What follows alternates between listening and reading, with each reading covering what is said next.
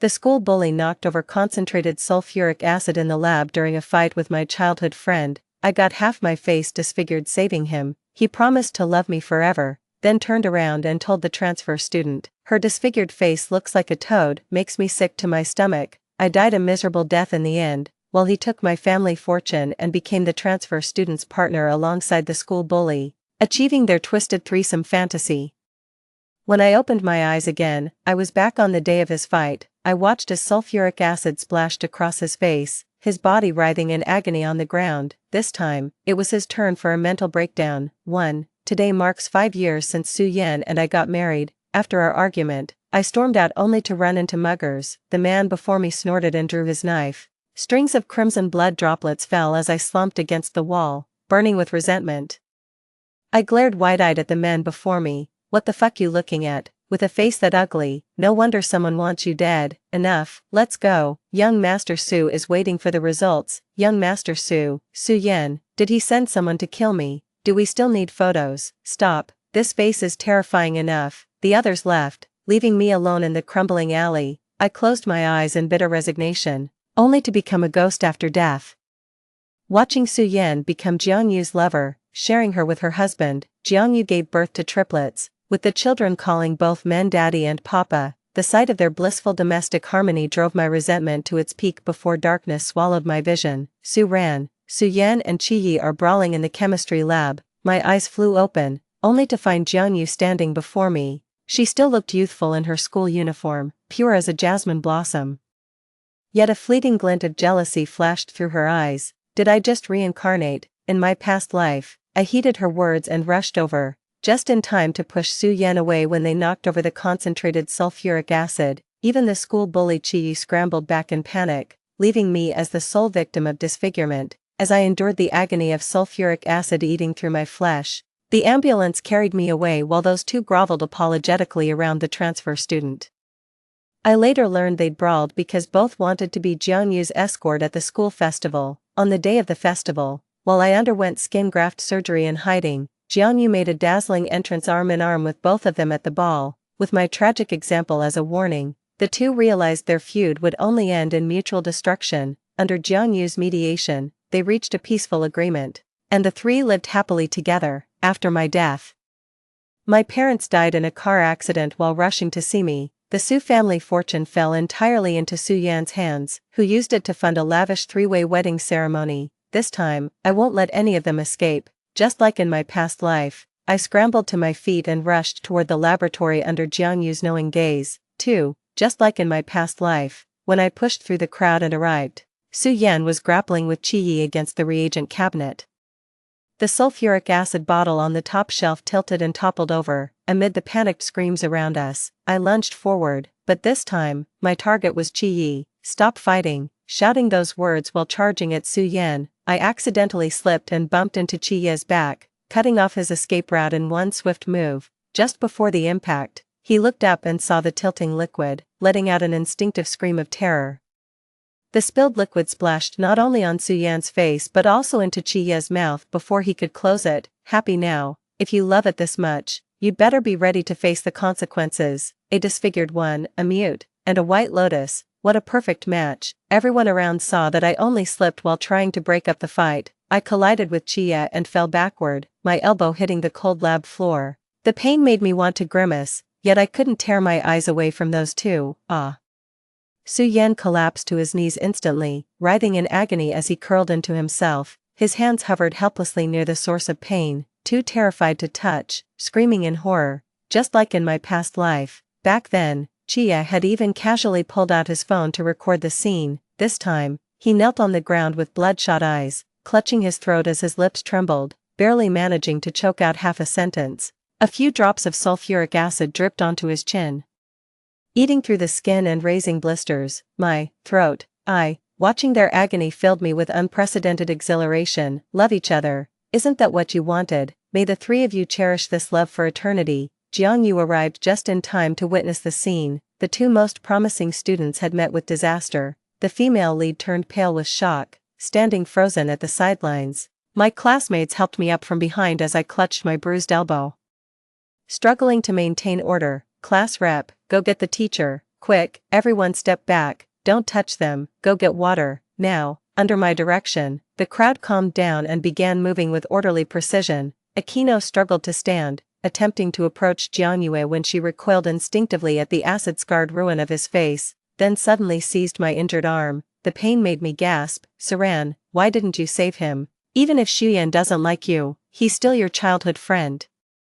How could you be so heartless as to just let him die?" Before she could finish, I slapped her across the face. The room fell dead silent. She clutched her cheek, staring at me with wounded eyes. "I'm not their damn mother. Whatever happened when those two decided to brawl in the lab has absolutely nothing to do with me. Got it? Instead of blaming me, why don't you ask what started their fight? The real culprit is whoever provoked them in the first place. Besides, if you cared so much about them, why didn't you break it up yourself? Why drag me all the way over here?" As I finished speaking, murmurs rippled through the crowd. "Wasn't it Jianyu who caused Su Yan and Qi Yi to fight? Didn't Jianyu come running back from the lab just now? She didn't even try to stop them and just ran back here. Jianyu never expected things to turn out this way." 3. I always turned a blind eye to her provocations in front of me. As Su Yan put it, "Saran, you have everything, you could never understand Jianyu's struggles. She worked so hard just to share the same classroom with you. Can't you let her be?" I glanced down at my 5-figure shoes and 6-figure outfit, then nodded solemnly. I never gave her a hard time. Little did I know that while man harbors no ill will toward the tiger may still seek to harm man. "Here's the water." A classmate brought over a small bottle of water. Jianyu quickly snatched it, rushed nervously to Su Yan, while still managing to explain the situation to Qi Yi, who happened to pass by. "Yan's injuries are more severe. Qi, wait a moment." With great effort, she twisted open the small water bottle, ignoring the protests behind her, and poured it over Su Yan's face. Adding water to concentrated sulfuric acid dilutes it into dilute sulfuric acid, releasing substantial heat. The amount of water she poured was insufficient for rinsing, only further diluting the acid. As the water touched Su Yan's face, predictably, he let out a scream and knocked over the bottle with one hand, sending Jianyu stumbling backward in alarm. Yan, what's wrong?" "I'm sorry, I didn't know how to help you." Su Ran refused to. Her voice quivered with unmistakable hurt, but this time, Su Yan had no attention left for her distress. I rolled my eyes behind their backs, watching their miserable state with indescribable satisfaction. The teacher arrived in a hurry and promptly arranged for them to be taken to the hospital. As the ambulance drove off, some of us bystanders kindly waved it goodbye when someone beside me asked, "Su Ran, Su Yan's already at the hospital, aren't you going?" "What am I going there for? Aren't you and Su Yan?" It suddenly dawned on me how his constant attentiveness since childhood had created misunderstandings. "Oh, most of his family company's orders come from mine. His father just told him to butter me up, that's all." The Su family had more children than just Su Yan. In my past life, he married me, and my parents felt guilty about my disfigurement, bending over backwards to coax him into treating me well. We showered him with money and resources, only to raise an ungrateful wretch. I used to save his dignity by telling people he was my childhood guardian. Now, he's nothing but trash. After seeing them off, the fury still coursed through my veins uncontrollably. I'm not letting Qi Yi or Jianyu off the hook either, Su Yan included. Unlike the Su family, the Qi family has only one heir, Qi Yi. Qi Yi inherited bipolar disorder, a condition with low genetic odds that he somehow managed to draw the short straw on. The Qi family turned a blind eye to his many transgressions, fully aware of his condition. Now that their precious only son has suffered severe injuries over some nobody woman, the Qi family will make Jianyu pay dearly. I turned to see Jianyu fidgeting in her seat behind me, her eyes briefly lifting to meet my gaze. Just as she was about to approach, the classroom door burst open with a violent kick. "Which one's Jianyu? You're coming with us." They were from the Qi family. As Jianyu stood up, two men immediately rushed over and roughly dragged her to the classroom door. She screamed, "It wasn't me." Su Ran was involved too, she's the one who pushed Qi Yi. 4. The men holding her froze as the Qi family's steward stepped forward and slapped her across the face. "How dare you slander Miss Su like that?" Jianyu's eyes burned with unmistakable resentment and injustice. I said softly, "It's been a while since I last visited Uncle Qi. Since I happened to witness today's incident, I might as well come along." The butler bowed slightly and, with a smile that defied Jianyu's murderous glare, gestured for me to lead the way. Does she really think everyone in this world would adore her like those two idiots? When Jianyu and I arrived at the hospital, Su Yan was just being wheeled out unconscious. Bandages covered half his face down to the neck, a truly ghastly sight. Thanks to Jianyu's watering, he looked even worse than I had in my past life. I was secretly thrilled, though I couldn't help furrowing my brows. Mrs. Su mistook my expression for concern and took my hand, saying, "Xiao Su. The doctor said multiple reconstructive surgeries will fix this, but I knew better, they wouldn't. In my past life, my parents spent a fortune on my surgeries, yet my face remained scarred and pitted. She never once held my hand back then. She'd glare at me and sneer, looking like that, you shouldn't even show your face in public. If it weren't for my son, who'd ever marry you?" I instantly pulled my hand away, with icy detachment. I said. Su Yan got into that fight with Qi over some girl he was obsessed with. That sulfuric acid bottle he knocked over didn't just ruin his own life, it destroyed Qi's too. He's so deeply in love. I won't interfere. Mrs. Su was at a loss for words. She'd known about Su Yan and Jianyu's school affairs but never paid them much mind. "So you're saying I got dragged into this because of Su Yan?" At the Qi family's questioning, Mrs. Su rushed to defend her son. "No.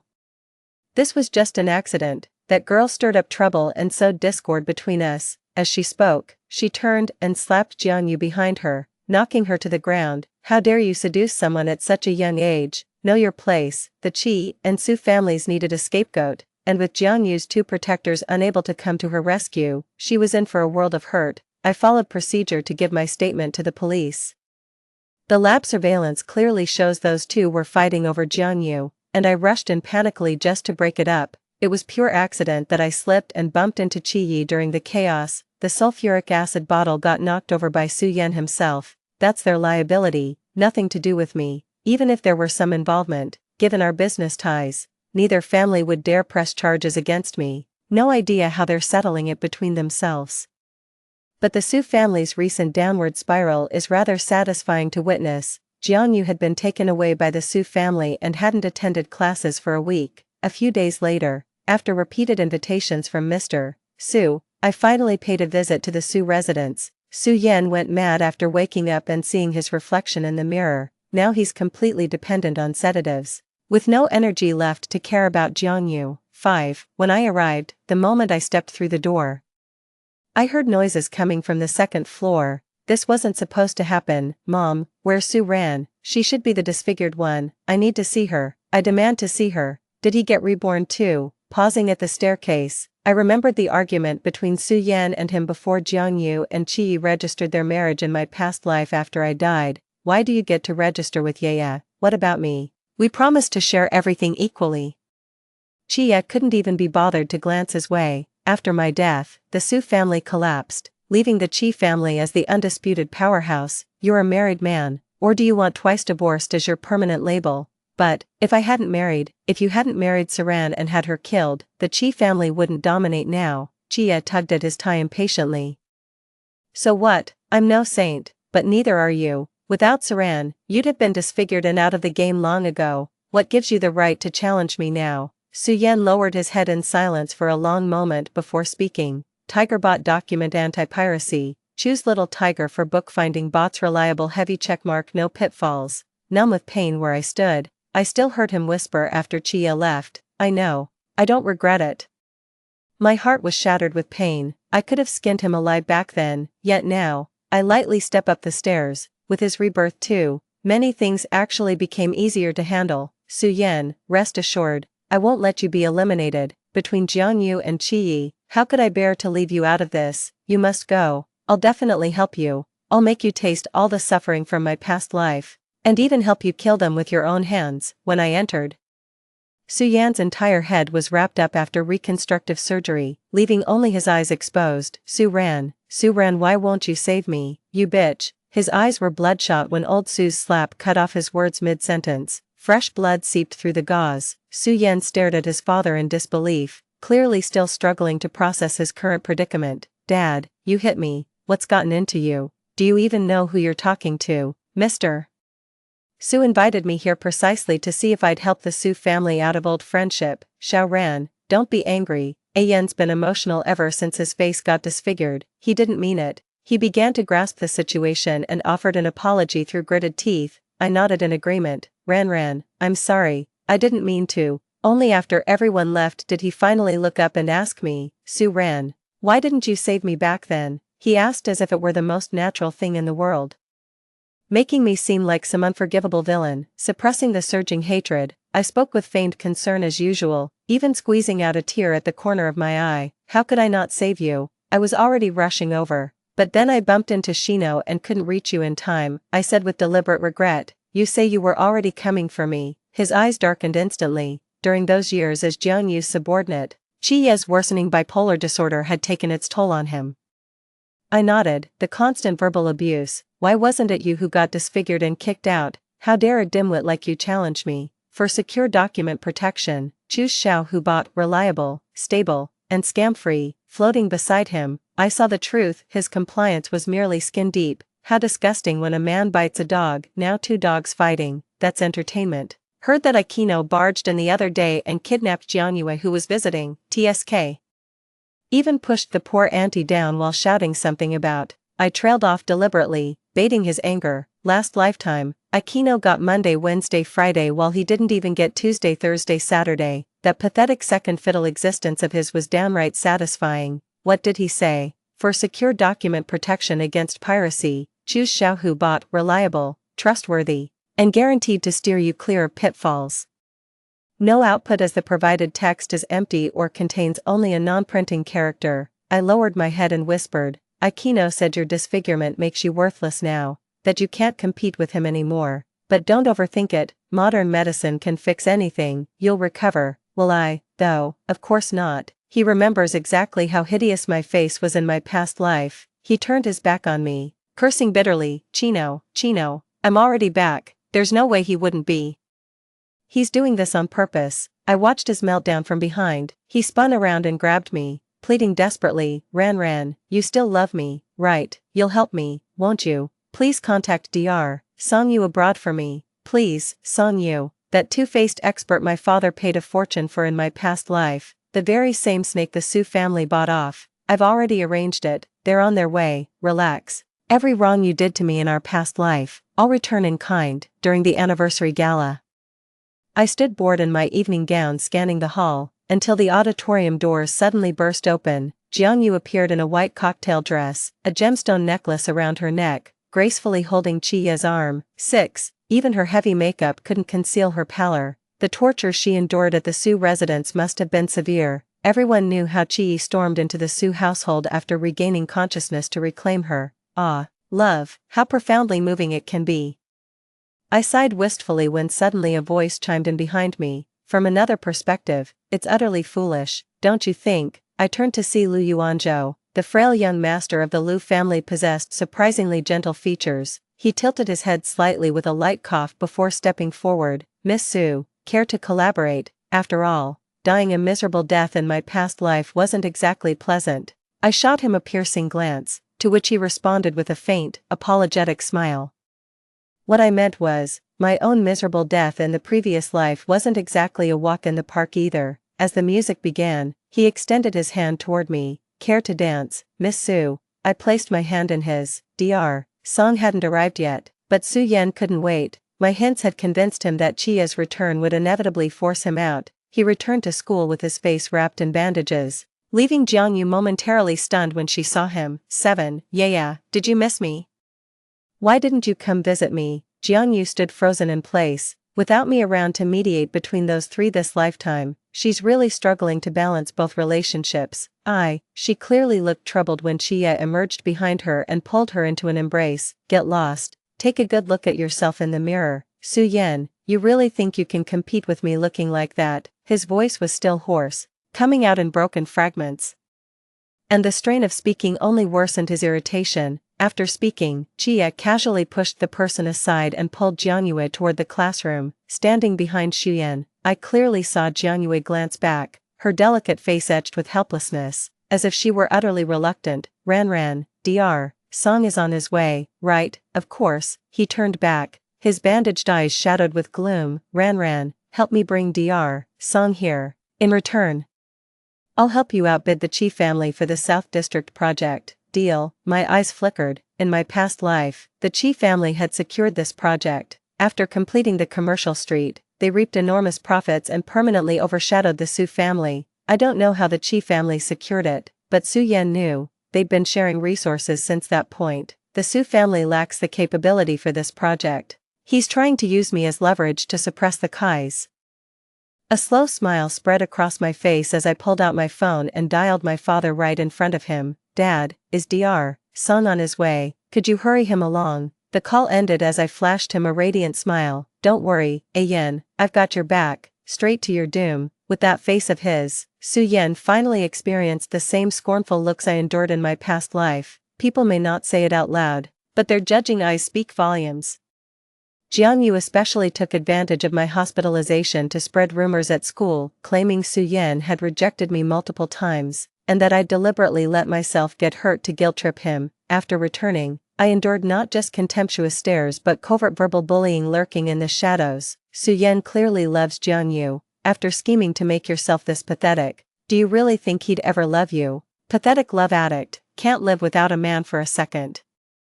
Stay away from her. That scar on her face is disgusting. The torment drove me to breaking point. I often hid alone in the stairwell, until one day I overheard Jiang Yu say tearfully, Brother Su, you're already engaged to Su Ran, please stop coming to see me. Su Yan pulled her into a protective embrace, his heart aching. Engagement, the sight of her face makes me sick. Yeah, wait for me. Once I marry her and secure the Su family's support and the Su family's power, no one will stand in our way. In my devastation, I rushed out and attacked them, only for Su Yan to personally shove me down the stairs. My freshly reconstructed face was torn apart again. Later, Su Yan told my parents I'd accidentally fallen. He even threatened to call off the engagement if I didn't admit to it. I was so foolish back then. After my face was ruined, my self-esteem hit rock bottom. After struggling with it, I eventually gave in, this time, without me as their cover. The relationship between those three was already exposed to the public. Isn't Jiang Yu into Qi Yi? Weren't they already together? Why's he butting in? Are Jiang Yu and Qi Yi dating? You didn't know. They were together the whole night at the school anniversary dance. Su Yan listened. Then during break when Qi Yi was away, he grabbed Jiang Yu and pulled her into the stairwell. With nothing better to do, I waited outside the restroom for Qi Yi out of sheer goodwill. Su Ran, 8. Without a word, I slapped him across the face, so satisfying. Just as he was about to lay hands on me, I took a step back and said indignantly, it was clearly Brother Shuyan who fell for Jiang Yu first. He even got disfigured for her. How could you take advantage of his misfortune? I've already found the most renowned Dr. Song for Brother Shuyan. Once his face heals, Jiang Yu will only have eyes for him. I sounded like some lovesick fool from a romance novel fighting for their beloved. My dramatic outburst actually made him laugh. You're really hung up on him, but how do you know Jiang Yu doesn't actually like me? I said smugly. If she liked you, why would she be sneaking around with Su Yan in the stairwell right now? If she truly wanted you, why didn't she choose you before Su Yan got disfigured? Jiang Yu had been stringing both guys along for too long. That last incident forced her to pick Qi Yi for self-preservation, but now her balancing act was about to collapse. Qi Yi stormed over with a dark expression, and I followed close behind. Just as I reached the door, I overheard Shuyan's accusatory questions. You're with him now. Then what about me? He forced you into this, didn't he? Jiang Yue replied softly but firmly. Stop asking, Ian, you know I'm different from you people. I've never had the right to choose. Listening from behind, I nearly laughed. No right to choose, but all too willing to share. With a frosty expression, Qi Yi kicked open the stairwell door. Jiang Yu's delicate face froze for an instant before flashing with panic, as if weighing the odds between them. Then she suddenly threw herself into Qi Yi's arms. Don't misunderstand. Su Yan was just emotional. I was only comforting him. My voice came from behind, laced with quiet intensity. What's there to fear, Jiang? Didn't you tell me yourself that Su Yan's the one who makes you feel most special? Now that we're all here, just say it plainly. I spoke with righteous conviction. While classmates behind me watched the scene curiously, my resolute gaze filled Su Yan with confidence. That's right, yeah, tell him bravely, it's me you love. Su Yan grabbed Jiang Yu's left hand, while Qi Yi, refusing to be outdone, seized her right. The two kept tugging her back and forth like a human tug-of-war. Jiang Yu shot me a resentful glare before dramatically swooning with closed eyes, as she fainted. Chia rushed to catch her while Xuyan refused to back down. In their struggle, Chia shoved him. I was close enough to stop his fall, but chose not to. I watched coldly as he tumbled down, still clutching Jiangyue's wrist, who in turn held on to Chia. With perfect timing, I accidentally stuck out my foot, sending all three crashing down together. Xuyan got dragged away again, his bandages soaked with blood. The other two escaped relatively unscathed, brimming with silent delight. I turned, only to meet Jianyue's piercing gaze. Su Ran, you did that on purpose. I arched my eyebrow, mimicking the tone of a villainess from a drama. Of course I did. How dare you chase after others when brother Su Yan adores you so much? You betrayed him first. You deserve to be knocked down. Jianyu visibly let her guard down, a flash of triumph in her eyes before she put on a pitiful act. I know you like him, I didn't mean to. With no one around, she whispered in my ear.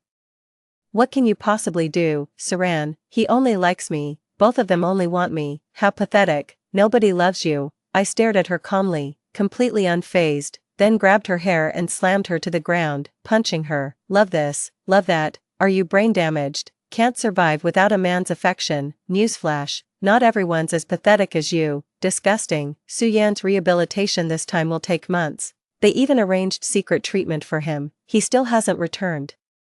Even after everyone graduated, during these months he's been away, we've actually stayed in touch. Not just that, we even got engaged. 9. He thinks I'm still hopelessly in love with him like in my past life, planning to use me to suppress the Chi family before swallowing my assets after marriage. But that's all just wishful thinking on his part. Thanks to him, the Su family snatched several of the Chi family's contracts, not just the South District project. To show my sincerity, I occasionally crash Qi Yi and Jianyu's dates, just to make sure they don't progress too fast. Wouldn't want Su Yan to return to find himself completely irrelevant. Right after graduation, I took over the company, drawing from my past life's memories. I rooted out several traders in advance, built close ties with the Qi family, and became the hottest commodity in our circle. Lu Yuanzhou was sitting across from me, sliding a proposal my way when he called directly to say he was being discharged from the hospital. Miss Su, you're nearly ready. Isn't it time to bring this childhood friends act to an end?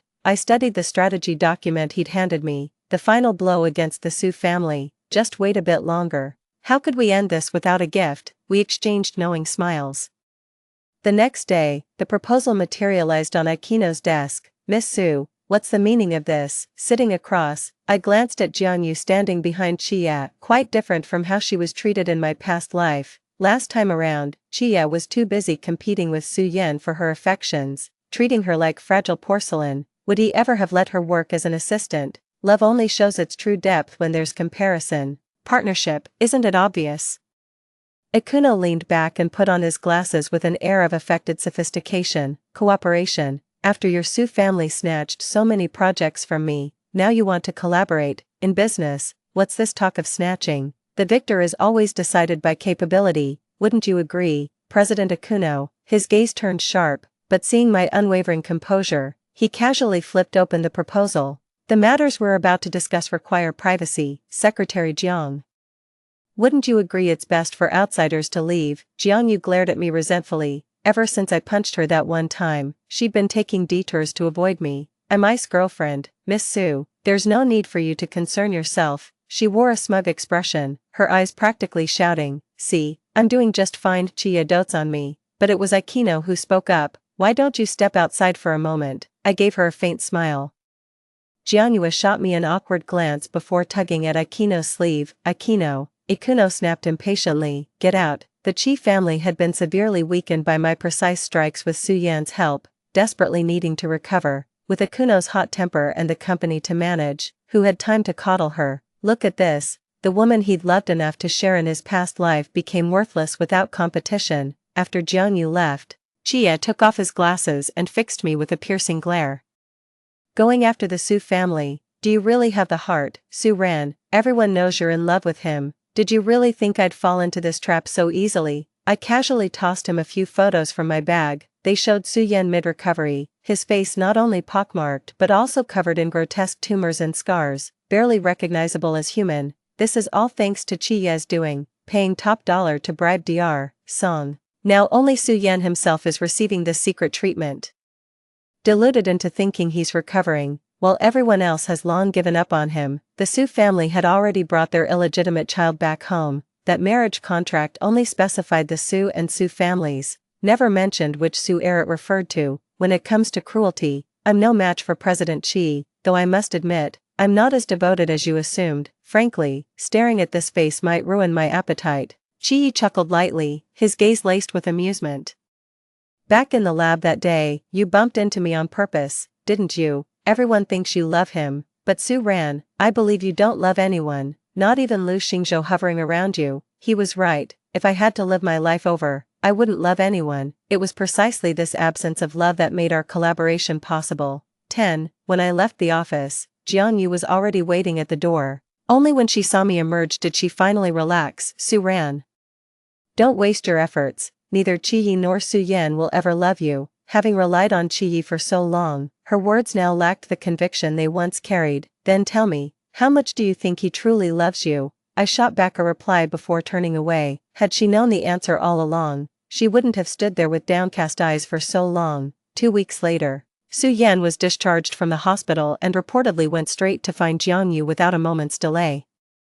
Jiang Yu had just gotten off work that day while Chia was tied up with work. As she walked alone back to her apartment through the motion-activated hallway lights, Su Yan called her name from behind. The moment she turned around, she fainted dead away from sheer terror. Rumor has it his last words before passing out were, "A ghost." Su Yan wouldn't give up and kept going back, only to get publicly berated by Jiang Yu in front of Qi. Things even escalated into a physical altercation between them. Qi seemed furious. He's been accelerating his plans these days, with the Su family stocks plummeting. It's time I publicly announce the termination of our engagement. I even made a special trip with Lu Xingzhou to visit him at the Su residence. Thanks to his past life's misdeeds, I still thoroughly enjoy playing this game of kicking a man when he's down with him. When I entered, Su Yan sat on the floor. His face twisted with such hatred it was hard to look at. Father, you've lost your senses. I'm the rightful heir to the Su family. Don't forget, Su Ran will only marry me. Arm in arm with Lu Xingzhou. I walked in just in time to hear those words. Really, how come I didn't know about this? Su Yan turned around, his gaze turning incredulous the moment it landed on Lu Xingzhou. Su Ran, what are you doing with him, now that he's lost Jiang Yu? He suddenly remembers to cling to me, his last hook to power. Ran, don't you love me anymore? It's me, Su Yan. I finally realize you're the only one I love. Jiang Yu was just a fraud. I just covered my nose in disgust. Where did this disgusting toad crawl from? Stay away from me. Su Yan turned deathly pale but pressed on desperately. Don't you remember what you promised me? He was probably referring to the intel on the Qi family and market trends he'd shared during my treatment.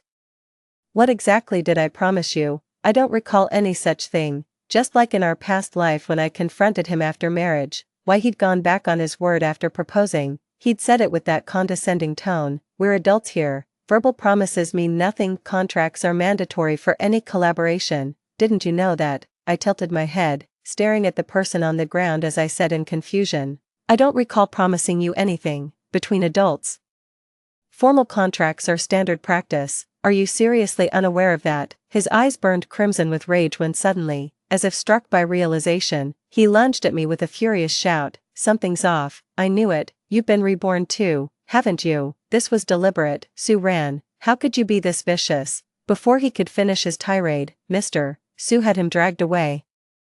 The illegitimate son the Su family had taken back instead politely inquired, Miss Su, shall we discuss the acquisition upstairs? This acquisition was a joint venture between the Su and Qi families. I added one more condition to my deal with the Su family, to banish Su Yan from the household, making it clear this was Chia's only demand. 11. As my words faded, I distinctly saw a shadow by the study door. Squeezing Lu Xingzhou's hand, he immediately caught my drift and shifted his tone.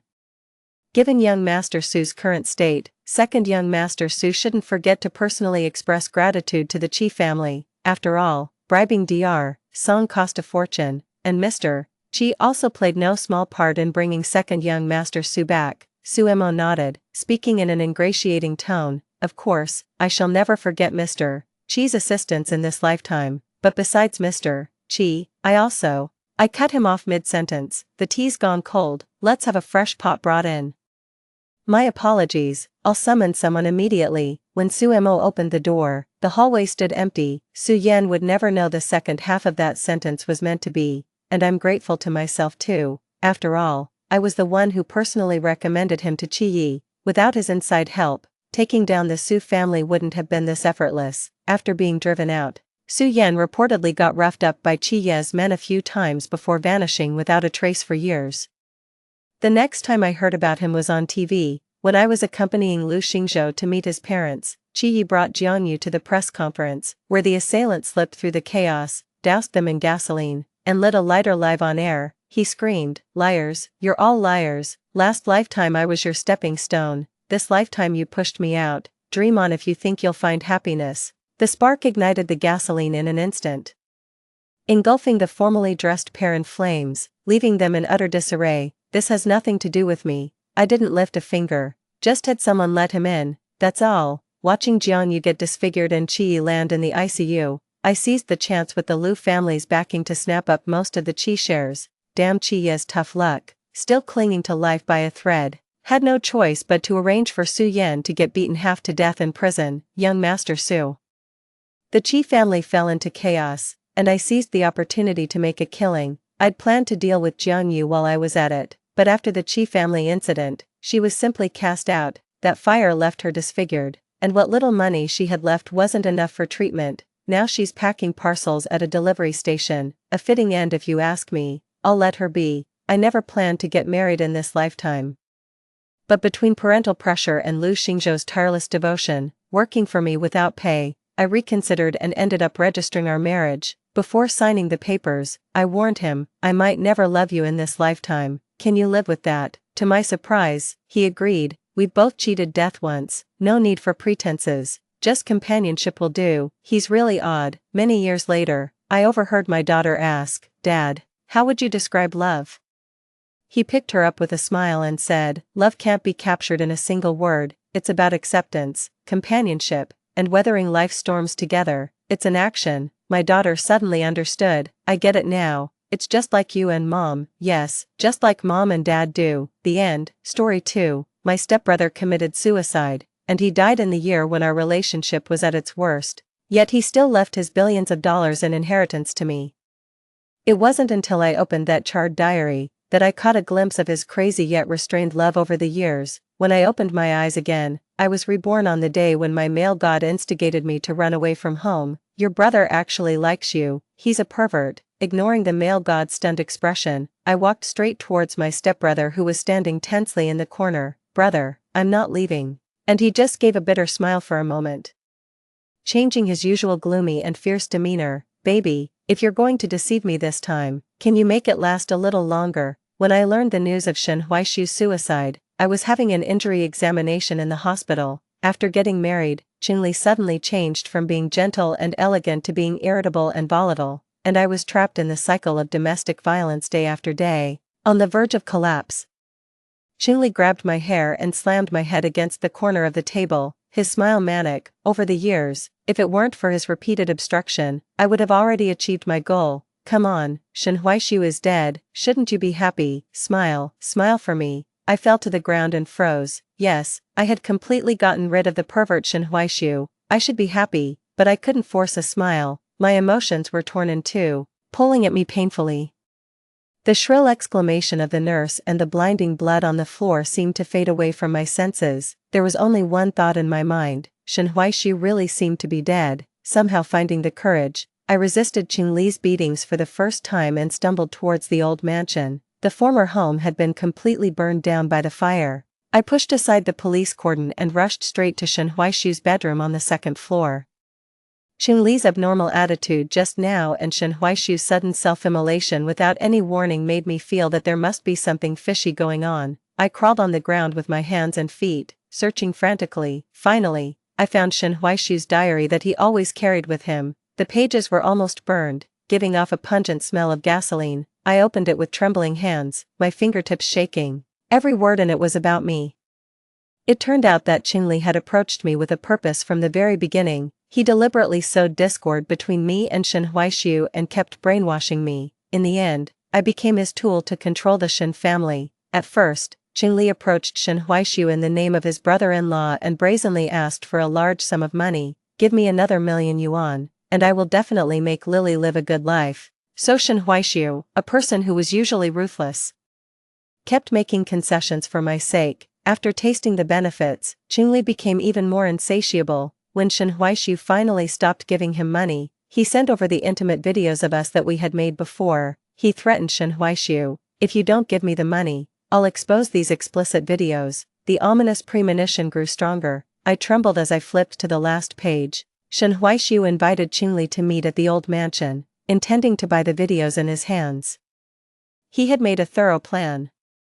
He was going to record Qingli's extortion during the transaction and attach the evidence of domestic violence to send him to prison once and for all. So, if that was the case, why did Shen Huaishu still choose to commit suicide? A terrifying speculation emerged in my mind. Qingli had discovered something fishy and wanted to silence Shen Huaishu. A noisy sound of footsteps came. Qingli suddenly kicked open the charred door, his face ferocious. "Shen Huaishu actually left all his inheritance to you. Even though you treated him like that, he still thought of you. I've been scheming for so many years, but I haven't gotten a single cent. Wenli, you're going to the notary office with me now and transfer the Shen family to me, otherwise, I'll beat you to death." Leaning on the floor, I struggled to get up. The diary that I hadn't finished reading was quickly closed. As I trembled, a withered pear blossom fell out. "Don't even think about it, I'll beat you to death." Qingli skillfully took out his belt and rushed towards me, shouting, "You killed Shen Huaishu, right? You killed him and then disguised as the illusion of self-immolation." Qingli's face twitched a bit. After being stunned for a few seconds, he laughed wildly. "So what if I did? Do you have any evidence? I originally just wanted to grab the surveillance video and leave." Who knew that Shen Huaishu, that crazy bastard, refused to give it to me no matter what, so I had no choice but to stab him a few times. You know what? He was still worried about you before he died. Upon learning the truth, I collapsed to my knees, crying until I could barely breathe. "Stop talking nonsense. Now that Shen Huaishu is dead, no one can protect you. Hurry up and come with me." "It's impossible." I twitched the corners of my mouth, grabbed Qingli, and calmly lit the lighter. "Shen Huaishu, I was the one who hurt you in this life. I'll come down right away to apologize to you." There was an explosion, and the flames instantly engulfed my skin. I held the diary tightly and lost consciousness. Before I died, I thought sadly, "Shen Huaishu, did it hurt this much for you too at that time?" When I opened my eyes again, I was reborn. I went back to the day when Qingli instigated me to run away from home. "Wenli, your brother actually likes you. He's definitely a pervert, but it doesn't matter, I'll protect you. I'll take you away from here, okay?" Qingli raised his still young face and gave me a bright smile. I was stunned for a while, and out of the corner of my eye, I saw the thin figure in the corner. Shen Huaishu's face was tense with nervousness, and his eyes were red. His slender fingers unconsciously twirled the seam of his trousers, and the neatly pressed suit quickly became wrinkled. I immediately turned cold and stepped back in disgust. My brother is not a pervert. My brother loves me the most. In my previous life, because I couldn't accept the family restructuring, I was Vera Shen Huaishu, my stepbrother. It just so happened that Shen Huaishu had an extremely strong desire to control me, and his discipline towards me was strictly even to the point of being pathological. So when Qingli exaggeratedly showed me the photos that Shen Huaishu had secretly taken, I was even more determined to run away. But Shen Huaishu lost his mind and tied me up and locked me up on the spot. Because of this, I thought even more that Shen Huaishu had ill intentions towards me. Every day, I either went on a hunger strike or threatened to jump off the building. I even pointed at his nose and cursed, "You pervert, I wish you were dead." Since then, my relationship with Shen Huaishu hit rock bottom. Qingli took advantage of the situation and began to erode the Shen family. This time around, I must not make the same mistake again. Ignoring Qingli's stunned gaze, I bypassed him and threw myself into Shen Huaishu's arms directly. "Brother, this person is speaking ill of you behind your back." I clearly felt Shen Huaishu's body stiffen, and a look of panic flashed in his usually indifferent eyes. His arms slightly lifted, forming an arc as if he wanted to hug me, but then he stopped in midair, looking a bit at a loss. That's right, at that time, I was extremely resistant to Shen Huaishu's touch and regarded him like the plague. I still remember that once during a meal, Shen Huaishu just tucked a strand of hair behind my ear. I was so angry that I rushed to the barber shop and cut my hair into a super short style. Since then, Shen Huaishu always deliberately kept a distance from me. He was so careful that it made people feel sorry for him. My heart ached, and I took the initiative to hold his wrist and press it against myself. Wenli. Qingli stared at me in disbelief and tried to pull me away. Shen Huaishu's big hand on my waist suddenly tightened, and his voice was filled with a murderous intent. What if you touch her? Qingli was intimidated by Shen Huaishu's terrifying aura and cast a hurt look at me. I don't like you, and I don't believe your words, so please stay away from me in the future. I wasn't falling for his act and spoke on my own. Did you hear that? Get lost. Shen Huaishu parted his thin lips slightly and said calmly.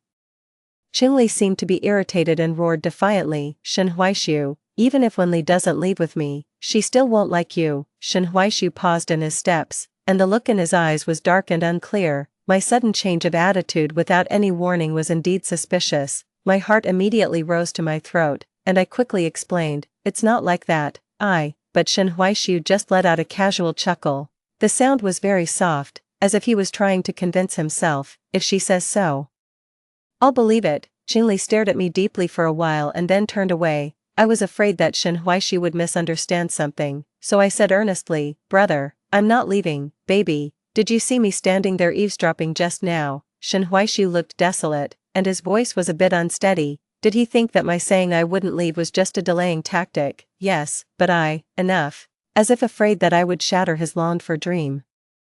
Shen Huaishu interrupted me angrily, his proud spine slumped down, as if he was suppressing great pain. I was startled by his loud voice and stood there stunned. Brother, Shen Huaishu gave a bitter smile for a moment, and his voice carried a pleading tone. Baby, if you're going to deceive me this time, can you make it last a little longer? I originally thought that this time, since I had rejected Qingli, Shen Huaishu wouldn't restrict me anymore. Unexpectedly, Shen Huaishu was more on guard than in the previous life. After we got home, Shen Huaishu instructed his secretary to seal off the villa. Only bodyguards and trustworthy servants were left, and even the tutors were all sent away. I curled up on the sofa, feeling depressed and thinking, if I can't get out, how can I collect evidence to send that scumbag Qingli to jail?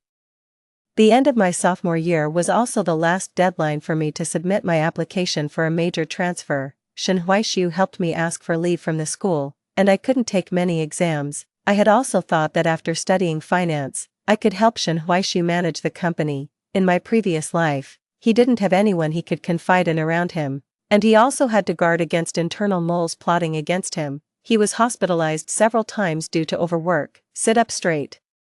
This is bad for your waist. Shen Huaishu loosened his cuffs and returned to his usual cold demeanor. I can't get up. I deliberately wanted to get closer to Shen Huaishu and opened my arms towards him. Shen Huaishu was slightly stunned, and his expression was a bit unnatural. Get up by yourself. Hurry up. I want a hug. I can only get up with a hug. I softened my voice and acted coquettishly, looking at him expectantly. Shen Huaishu closed his eyes, and his breathing became heavy. Baby, don't play with me, brother. I love you. I'll be good from now on, and we'll live a good life together. I held his drooping hand and swayed it back and forth slightly. Before I died in my previous life, I finally figured out why I hated Shen Huaishu so much. It turned out that I had been suppressing my love for him. I desperately convinced myself that I wasn't a monster who liked my brother, coupled with those misunderstandings. In the end, I fell into Qingli's arms.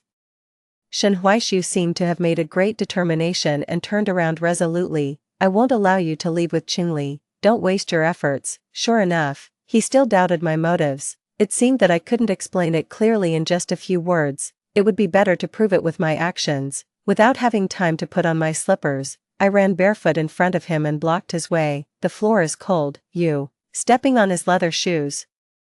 I stood on tiptoe and clung to his broad shoulders. All of Shen Huaishu's angry words were silenced by my kiss. Our breaths intertwined, and I explored clumsily. I could clearly feel Shen Huaishu's body temperature rising, and his big hand on my back was trembling faintly. Brother, do you believe me now? I raised my head and looked at him expectantly. Shen Huaishu came to his senses and pushed me away violently. Wenli, it's really hard for you to go this far for him.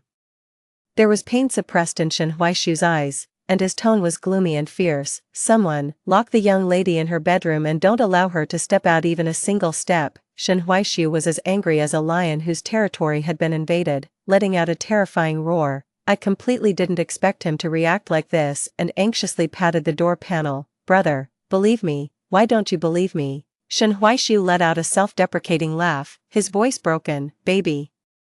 I have believed you too many times. I opened my mouth but couldn't find a word to refute. Yes, I had taken advantage of his trust and hurt him again and again. Shen Huaishu did not believe me. It was precisely because he believed me too much that he was deceived by my clumsy lies. I slid down the wall and sat on the ground, covering my face feebly. Tears seeped out from between my fingers, and my heart ached so much that I could hardly breathe. Shen Huaishu inherited the company when he was 18 years old and cleared out the opposition with thunderous means. He was always decisive outside and wouldn't allow others to challenge his authority, yet such a person who was in control of everything unconditionally indulged me as I crossed his bottom line. He would even make excuses for me. In the dead of night, I tossed and turned but couldn't fall asleep. There was a soft rustling sound coming from the window, and I got up vigilantly. Who is it? It's me, don't be afraid. Qingli climbed in through the window and walked towards me. I was startled by him and instinctively shrank back. How did you get in? This villa had strict security and was built on a remote mountainside. Qingli was alone. How could he enter my room so easily, unless there was an insider? It seemed that Qingli was more difficult to deal with than I had imagined. This terrifying speculation flashed through my mind, and I subtly groped for the phone hidden under the pillow. Wenli, the last time you didn't leave with me, was it because you saw Shen Huaishu behind me? You're so smart, you figured it out right away. If we had torn our relationship apart on the spot, he definitely wouldn't have let us leave. There was excitement on Qingli's face, and he lowered his voice. But it doesn't matter, I have a new plan. Steal the household registration book. I'll come to pick you up tomorrow morning, and we'll go directly to register for marriage. Once we're married, no one can separate us. In my previous life, I was moved by his sweet words and impulsively got the marriage certificate. From then on, I was completely controlled by Qingli and became his bargaining chip to blackmail Shen Huaishu. Anger surged in my chest, and I couldn't wait to tear off his hideous mask right away. So I secretly pressed the recording button and forced myself to calm down. How did you get in here? Aren't you afraid that Shen Huaishu will find out? I bribed the security guards in the monitoring room. Pretty impressive, right? Looking at his self-satisfied posture, I took the opportunity to continue coaxing him. But what if Shen Huaishu catches up? What should we do then? He will definitely take revenge on us. Look, do you see this? Qingli took out a box of pills from his pocket and waved it at me. You find a way to replace the box of pills in Shen Huaishu's pocket with this one later, and everything will be fine. In my previous life, Qingli tricked me into thinking that these were just small-dose sleeping pills, but in fact, the whole box was chronic poison, and it also had the side effect of stimulating Shen Huaishu's mental illness to flare up. Shen Huaishu had no defenses against me. After taking the fake medicine, he became dazed. He got into a car accident on his way to chase after me and almost lost his life. I clenched my teeth in resentment and forced a false smile. Okay, don't worry, Wenli, I love you, we'll be together soon. Qingli blew me a kiss pretending to be affectionate and got up to leave. I clenched the box of pills in my hand, and my expression turned cold. Now there is both the recording and the physical evidence. He probably won't be able to escape the charges of attempted murder and breaking into a private residence. The next day, I still hadn't figured out how to persuade Shen Huaishu to meet me. Then he pushed open the door. I ran up to him in surprise. Brother. There were dark circles under Shen Huaishu's eyes, as if he hadn't slept all night. Wenli, when you said you loved me, was it true? He looked at me stubbornly, with a sadness in his eyes that I couldn't understand. Shen Huaishu rarely called me by my full name, except when he was angry, so I felt an unexplainable sense of unease. Of course it's true. Because of my lack of security, I instinctively wanted to hold Shen Huaishu's hand, but he dodged. Brother. I frowned in confusion and stood there awkwardly. Shen Huaishu smiled, but as he smiled, his eyes turned red. How much do you love me? So much that you want to kill me, right? Shen Huaishu flipped over the bedside table and stared fixedly at the box of pills that scattered on the ground. No, brother. I saw it all. What else do you want to argue about? Shen Huaishu sneered and took out a tablet. On it was clearly playing the video of the conversation between Qingli and me last night. He installed a monitor in the bedroom, which didn't happen in my previous life. I panicked and wanted to step forward, but was held back by the bodyguards. Baby, didn't I tell you, if you're going to deceive for a longer time. Why can't you keep up the act so soon? Ironically, My elder brother almost fell for it again. Shen Huaishu grabbed my chin, his grip so strong that it seemed he wanted to crush me. His tone was sinister and full of madness. Brother, I didn't mean to harm you. Take out my phone and look. I secretly recorded everything Qingli said. I took this box of medicine to preserve the evidence. He was able to sneak in so easily last night because he had an insider. I suspect there are also his people in the company, brother. You can choose not to believe me, but you must find the mole as soon as possible and use these evidences to put Qingli in jail. His target has never been me, but the Shen Corporation in your hands. Shen Huaishu's eyelashes trembled slightly, and his expression softened a bit. Do you really want me to sue him? Qingli said he would find a way to pick me up today. You should quickly send someone to search for any suspicious vehicles near the villa. I remember the license plate number is 7967, it would be best to catch him in the act. I added anxiously. Shen Huaishu slowly stroked my eyebrows and eyes, and his fingertips stopped on my lips. Baby, if you lie again, I will sew your mouth shut, and you will only be able to kiss me for the rest of your life. Shen Huaishu's voice was bone-chillingly cold, and he faintly curled his lips. You all go down and investigate now. Yes, soon. The bodyguards brought Qingli in, holding him captive.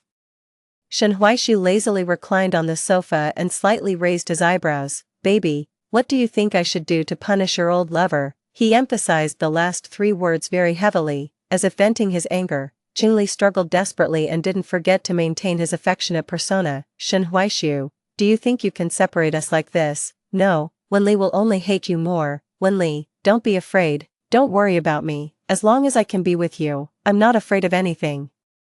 Shen Huaishu's fingers gripping the classic glass tightened for a moment, revealing his unease. I gave him a reassuring smile and got up to walk in front of Qingli. I sneered and leisurely admired his embarrassed appearance. Why should I worry about you? You broke into a private residence, asked me to drug my brother, and tried to kill him. How should we settle this score? After saying that, I turned to look at Shen Huaishu. Is it too lenient to send him directly to the police station?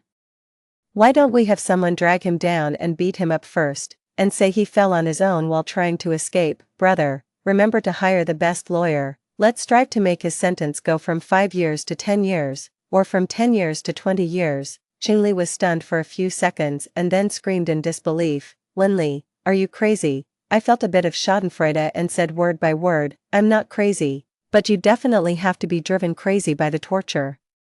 The bodyguards understood and promptly picked up Qingli and took him to the basement. The door was closed, and only Shen Huaishu and I were left in the room. The lighting in the room was a bit dim. He lowered his eyes, and the emotions in his eyes were hard to discern. Taking a bold step, I directly straddled his lap. I wrapped my arms around his neck, leaned forward, and rubbed my nose against his cheek. Brother, still don't believe me? Shen Huaishu's eyes darkened, and his tone was restrained. Baby, be good and get down. I won't. Do you still suspect me? I persisted and looked directly at him, pouting my lips in a pitiful way. I don't. Shen Huaishu's voice was slightly hoarse, and the veins on his neck bulged. If you don't, why are you still like this? I think you just don't believe me. My temper flared up, and I angrily bit his lower lip, looking at the distinct tooth mark on it. I felt like I had regained my dignity. Unexpectedly, the next second, everything turned upside down.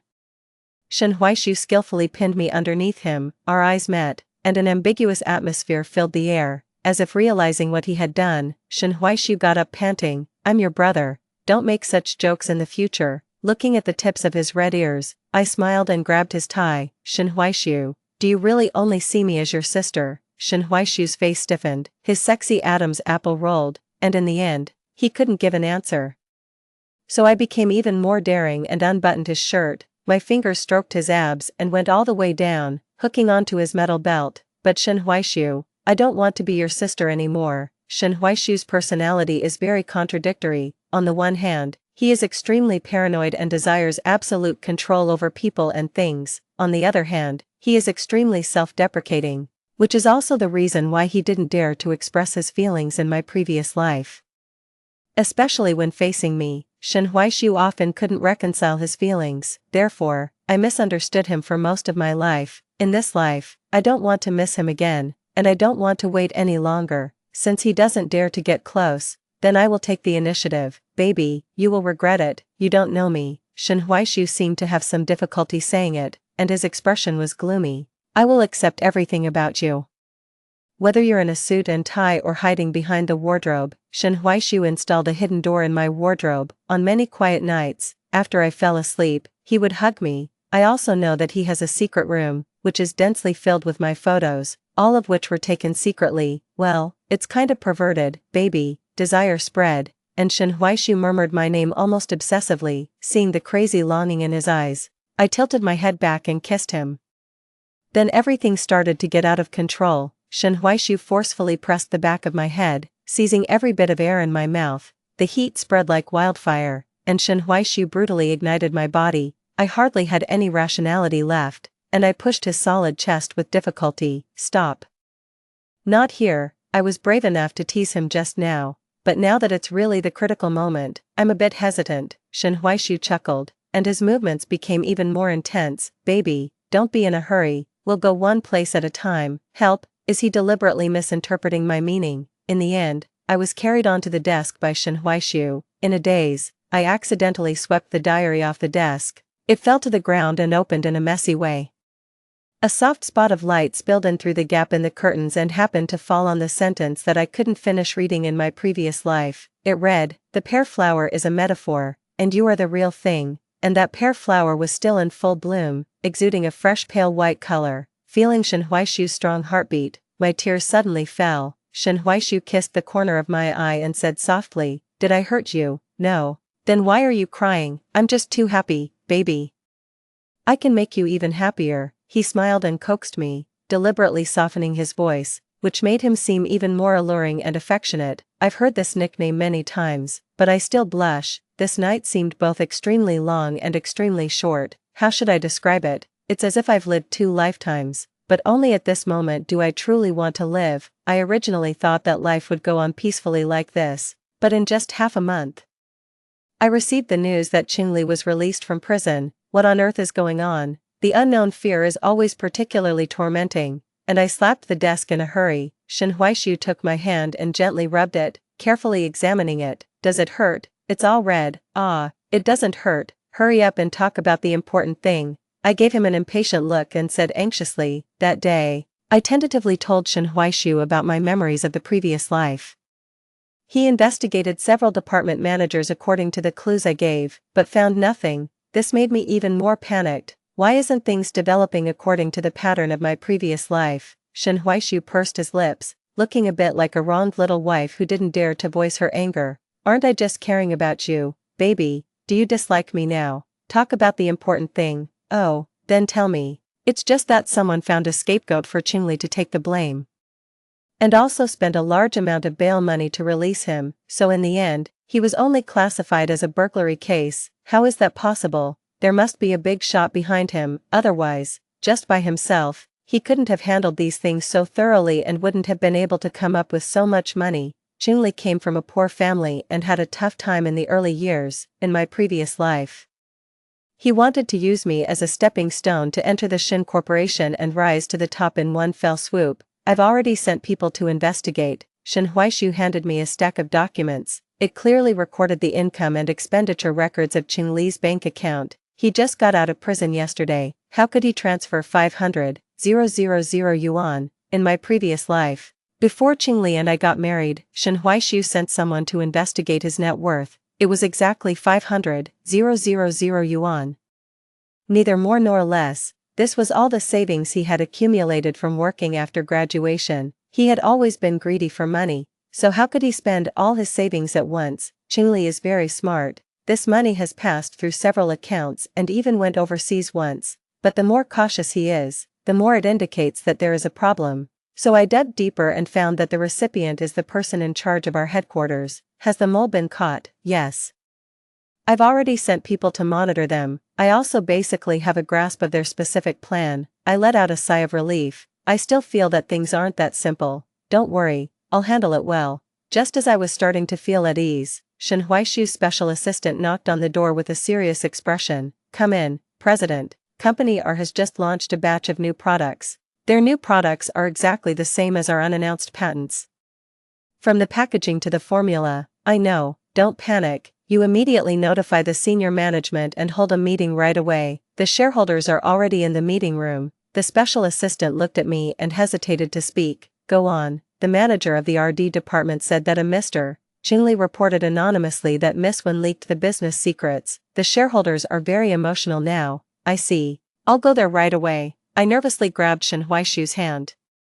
I didn't do it, I believe you. Shen Huaishu calmly opened the computer and uploaded the materials, as if he wasn't surprised at all. Did you already guess that Qingli would cause this trouble? Shen Huaishu held my hand back, with a calm smile but a hint of fierceness in his eyes. I didn't originally want to push him to his death, but he shouldn't have, above all else, targeted you. In the meeting room, Qingli's gaze landed on the hands that Shen Huaishu and I were holding, and his expression turned venomous. Shen Huaishu pressed my shoulder and motioned for me to sit in the upper seat that originally belonged to him, and he stood by my side. Suddenly, the expressions of everyone in the room changed slightly, and the looks they gave me became more reserved. Handing the USB drive to the secretary, Shen Huaishu calmly spoke. I heard that you all have some opinions about my girlfriend. Everyone present was a shrewd person, after seeing Shen Huaishu's attitude towards me.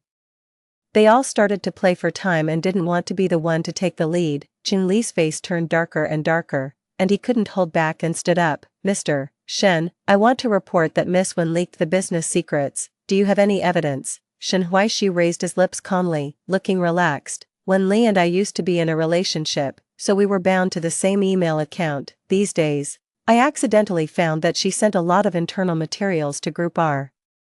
How can you prove that these documents were sent by Wen Li? Hacking accounts is a common thing these days. I also have a video of Wen Li entering and leaving the laboratory to copy the materials, as well as the bank transfer records. The receipts show that Wen Li has transferred money to the person in charge of Group R several times. How do you explain these? Cold sweat broke out on my palms, and I angrily looked at Qingli. At that time, Qingli told me that Shen Huaishu had ruined his postgraduate project in order to force him to leave, and he asked me to go to the laboratory of the Shen Corporation to help him find some clues. When we were in a relationship, Qingli also lied to me, saying that he wanted to prepare a marriage fund for our future and tricked me into transferring money to an account every month. I never expected that he had already started making plans for himself so early. Transferring money doesn't necessarily mean it's an improper transaction, and entering the laboratory doesn't necessarily mean it's related to this leakage of secrets. If any of the shareholders have doubts about these behaviors, I don't mind applying for the intervention of the judicial authorities for investigation. After all, I also really want to know which mastermind behind the scenes has been dragging my people into trouble. Qingli seemed not to have expected that Shen Huaishu would be so calm and composed, and a trace of crack appeared in his proud expression. In my previous life, the reason why he could provoke Shen Huaishu time and time again and take advantage of the loopholes was that he had me in his grasp, but this time, Shen Huaishu had no weaknesses. Qingli's expression was a bit ferocious, and his face turned red as he shouted loudly, "Then does Mr. Shen dare to find someone to confront me? You're welcome to do so at any time." Qingli glanced at me and said impatiently, "The witnesses are the financial officer of Group R and the manager of the scientific research department of the Shen Corporation. They are both willing to testify that when they secretly operated to leak the secrets. Is that so? Then let's hear it."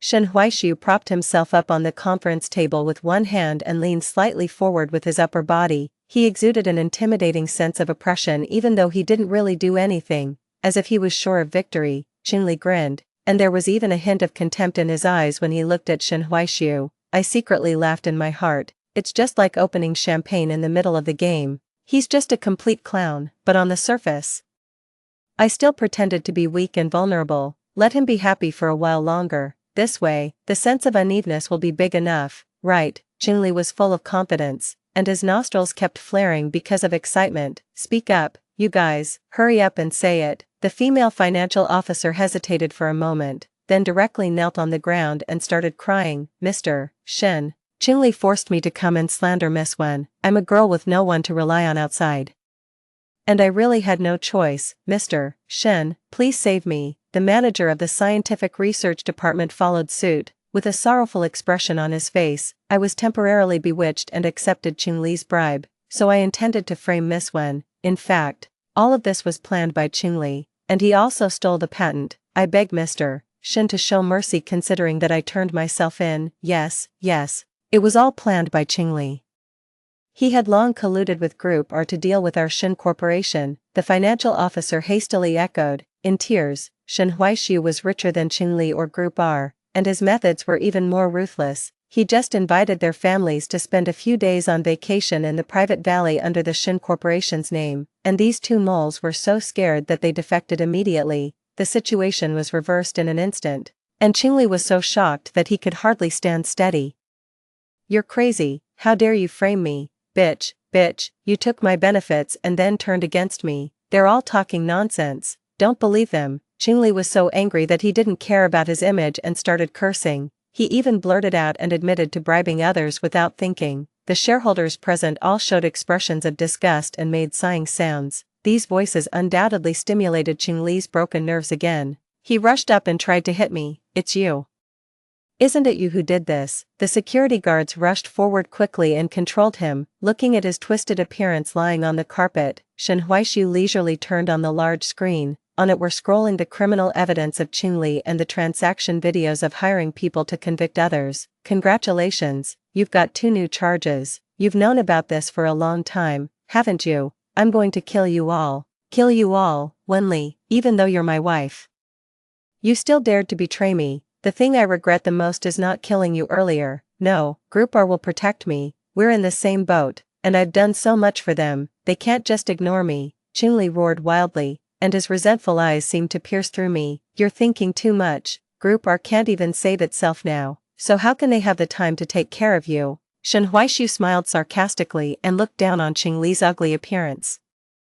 The assistant enlarged the small window at the bottom of the screen, and it strikingly showed the live broadcast page. Group R originally wanted to join forces with Qingli to put the Shin Corporation in a situation of internal and external troubles, but now they have completely shot themselves in the foot. There were already tens of thousands of bullet comments, all accusing Group R of being shameless. Public opinion was boiling, and the stock price plummeted. Group R probably had no chance of making a comeback. "This is impossible. If we do it again, I can't lose to you all again." Qingli stared wide-eyed as if he couldn't rest in peace, and his behavior became more and more crazy. "Do it again." Hearing this sentence, I was suddenly stunned, and my hands and feet instantly turned cold. Qingli had also been reborn. No wonder I didn't find anything when I tried to catch the mole according to my memories of the previous life. I couldn't imagine how miserably we would have lost if Shen Huaishu hadn't made preparations in advance this time. Shen Huaishu keenly sensed my emotions and squeezed my palm. "Don't worry, even if we do it 100 times over, he's no match for your man. As long as you're on my side, I can't lose." The sound of police sirens came closer and closer, and 2 policemen came in to arrest Qingli. The shareholders left one after another, and the assistant started cleaning up the scene. Just when everyone relaxed their vigilance, Qingli suddenly broke free from the restraint while the police were putting handcuffs on him. He desperately grabbed my neck and took out a small knife and pressed it against my face. "Step back, all of you, step back." "Okay, we'll all step back." Shen Huaishu had to let go of the hand that was holding my arm, and his voice trembled. Taking a deep breath, I tried to negotiate. "You're hurting someone in front of the police now, and there's no turning back for you. If you let me go now, maybe you can get a lighter sentence." "Turning back? You've all pushed me to this point. What turning back do I have?" Qingli roared viciously, and the knife in his hand cut my cheek. I sucked in a breath of cold air in pain, and my fingers curled up in pain. "Calm down, you can put forward any conditions you want." Shen Huaishu was tense all over, staring at me without moving. "Fine, then all of you can be buried with me. I can't escape, and neither of you will have a good time. Do it again, you're still no match for me." Qingli's eyes were blood red, and he held me hostage and moved to the corner. He kicked over the water dispenser bucket and laughed wildly. "Didn't you expect this? I still have a backup plan. Does this feeling seem familiar? This time, you're still going to die in my hands." I don't know when he replaced the water inside with gasoline. The pungent smell quickly filled the air. I couldn't stop shivering and said in despair, "Shen Huaishu, leave quickly." Qingli lit the lighter and said in a mean tone, "Yo, so infatuated. As long as you don't hurt Wenli, I can give you the Shin Corporation." The police quickly evacuated the crowd and warned Shen Huaishu in a low voice to leave, but he just stared at me without the slightest sign of wavering. "My lover is still here. I can't leave." Tears fell like broken beads, and I struggled violently. "Shen Huaishu, go, leave." Qingli's hand around my neck kept tightening and threatened, "Shut up, my eyes went dark, and I coughed violently, almost vomiting up my bile. You, smear the gasoline on yourself, as long as you die, I'll let her go, how about that? I shook my head desperately at Shen Huaishu, my heart was clenched into a ball, and the pain was almost suffocating. Okay, I'll do as you say. Shen Huaishu squatted down and scooped up the gasoline and smeared it on his clothes. Qingli had already lost his mind and laughed loudly. Wenli, look, you've killed him again. I'm not the culprit, you are. When you're underground, don't blame me, blame yourselves for being useless. No, baby, you're not wrong. From the beginning to the end, it's him who's been causing trouble. Shen Huaishu smiled gently at me. The warmth between us obviously made Qingli even more excited. And his hand holding the lighter started to shake. Only the weak make excuses for their failures and shift the blame after they fail. Shen Huaishu stood up and pressed forward step by step. You're talking nonsense. I didn't lose. I didn't lose. I didn't lose at all. Qingli completely broke down, kept muttering to himself, and his movements became sluggish. In a moment of distraction, he exposed the part of his body that had been hidden behind me. The police hiding in the dark pulled the trigger and shot Qingli. Run. Shen Huaishu seized the opportunity and pounced on me, tightly protecting me under him. The lighter fell uncontrollably, and in an instant, flames burst out and the heat wave roared. The electronic devices made ear-piercing cracking sounds, and the current crackled. A sense of fear swept over me, and I held his bloodless face and cried out hoarsely, Shen Huaishu, wake up! Wake up! Help! Someone come quickly! Fortunately, the fire brigade had been on standby downstairs, and the fire was extinguished in time, but Shen Huaishu's back was still severely burned. In the hospital room, I couldn't stop crying when I looked at his body covered in bandages. The terrifying images from my previous life kept flashing in my mind, and I was extremely scared. Shen Huaishu looked at me with tears in my eyes and smiled helplessly. Come here and give me a hug.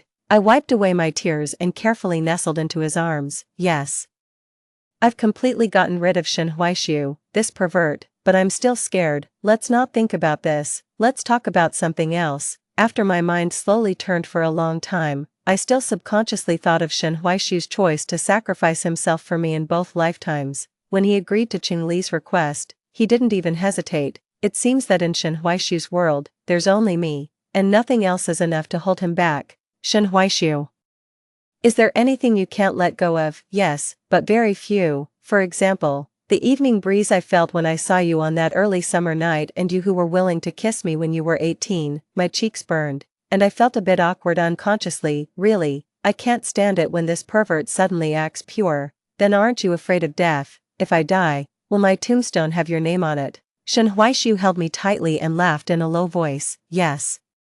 Then I'm not afraid anymore. Story 2. After 8 years of marriage to Qin Mo, I experienced an ectopic pregnancy with my first child. During that time, he held me tightly and reassured me, whether we have children or not won't affect our relationship, I only need you. However, on the day I had my surgery, he spent the whole evening holding a canary, watching fireworks. He even said to the canary, only I would want a hen that can't lay eggs.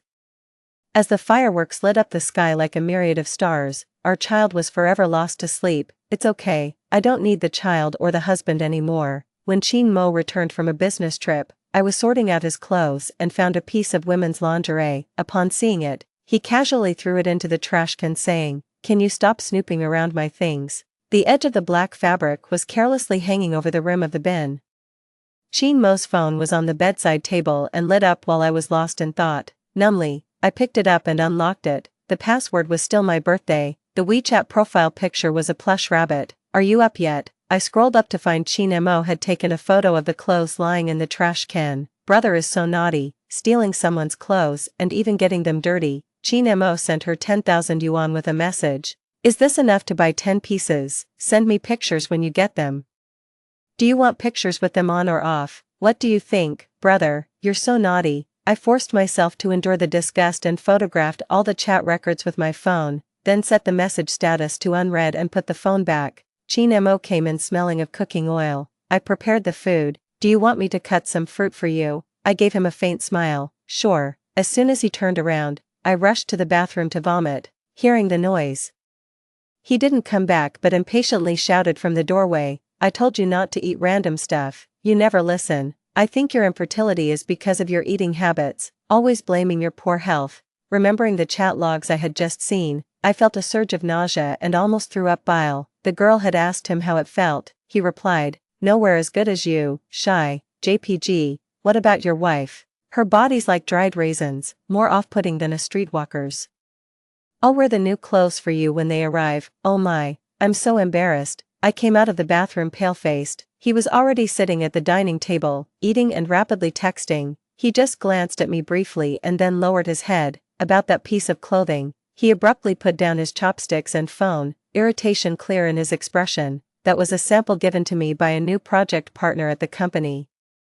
"Can you stop digging into every little thing, Suman? It's really annoying, you know." After Chinemo left the house, I went to the hospital alone. This wasn't the first time I had experienced such vomiting. It was just the first time he had seen it. We had always wanted a child, although my body never seemed to agree. He had said before that we could go without children, but as time passed, seeing him enviously looking at other people's children always filled me with guilt and sadness.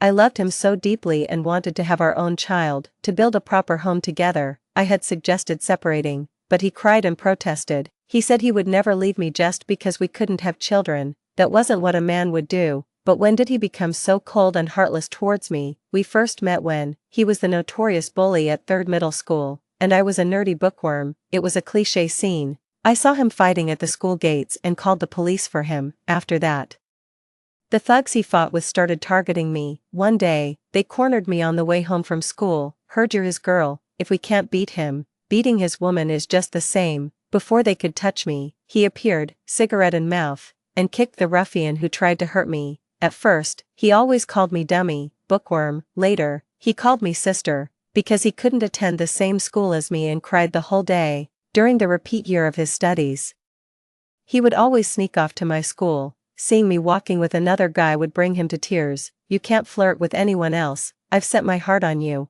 Watching you with someone else might as well kill me." To ease his mind, I visited him once a week. Later, his family cut off his allowance because he refused to study abroad. I worked part-time jobs tirelessly, working whenever I wasn't in class. It was a struggle, but we managed to get him through that repeat year. Eventually, he joined me at my school, and once we made our relationship official, he always talked about spending our lives together. In his 3rd year, while I was interning elsewhere, he and his friends were busy starting a business. Sometimes we wouldn't see each other for a month, but he would still call me daily, insisting on keeping the video call going even during his classes. That was until he collapsed from exhaustion and got pneumonia after getting caught in the rain, which landed him in the hospital. I took time off work to take care of him. When he woke up, he hugged me and cried, Man, I'm scared of dying because I can't bear the thought of never seeing you again. Will you stay by my side forever? I won't let you suffer, I promise." He kept his word and within a year became a rising tech mogul in the capital. I no longer had to desperately seek clients and chase performance targets.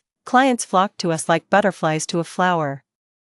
And within 6 months, I had started my own company. Even his father began to see him in a new light. Yet, despite my accomplishments matching his father still looked down on me. "She has no power or background, a simple family history. How will she help you in the future?" The first time he took me home, his father said this right in front of me, but he firmly held me close and said, "I want her, and no one else." "Would you want her even if she can't have children?" At that time, his father even dug up my medical records from the hospital. Due to overworking during my part-time jobs in college, I was told by doctors that my chances of getting pregnant were slim. Upon hearing this, Chin Mo simply said, "It doesn't matter, having children or not won't affect our relationship, I just need you." But today, he poured scalding hot tea into my already festering wound. The scab might never form now. Just 3 weeks ago, a new life began growing inside me. I sent a message to my best friend. She sent a bunch of congratulations. "Finally, I get to be a godmother. It's an ectopic pregnancy, and also, Chin Mo has cheated." She then retracted all her previous messages and sent one last line, "If you don't leave him, don't come to me." I called Chin Mo, but his assistant answered the phone. He never let his assistant answer my calls because he had told the assistant that he must personally take calls from me. "Madam, the boss is currently unavailable." The assistant's voice was anxious, fearing my reaction, as I had always been temperamental and delicate since being with him. People say love is like nurturing a flower. I could be delicate when he loved me, but without his love, my delicacy became disgusting. I understand. Tell him to come home tonight. I prepared a table full of his favorite dishes, but he didn't return even by midnight, nor did he call. I reluctantly used my morning memory to search for that girl's WeChat name on Weibo.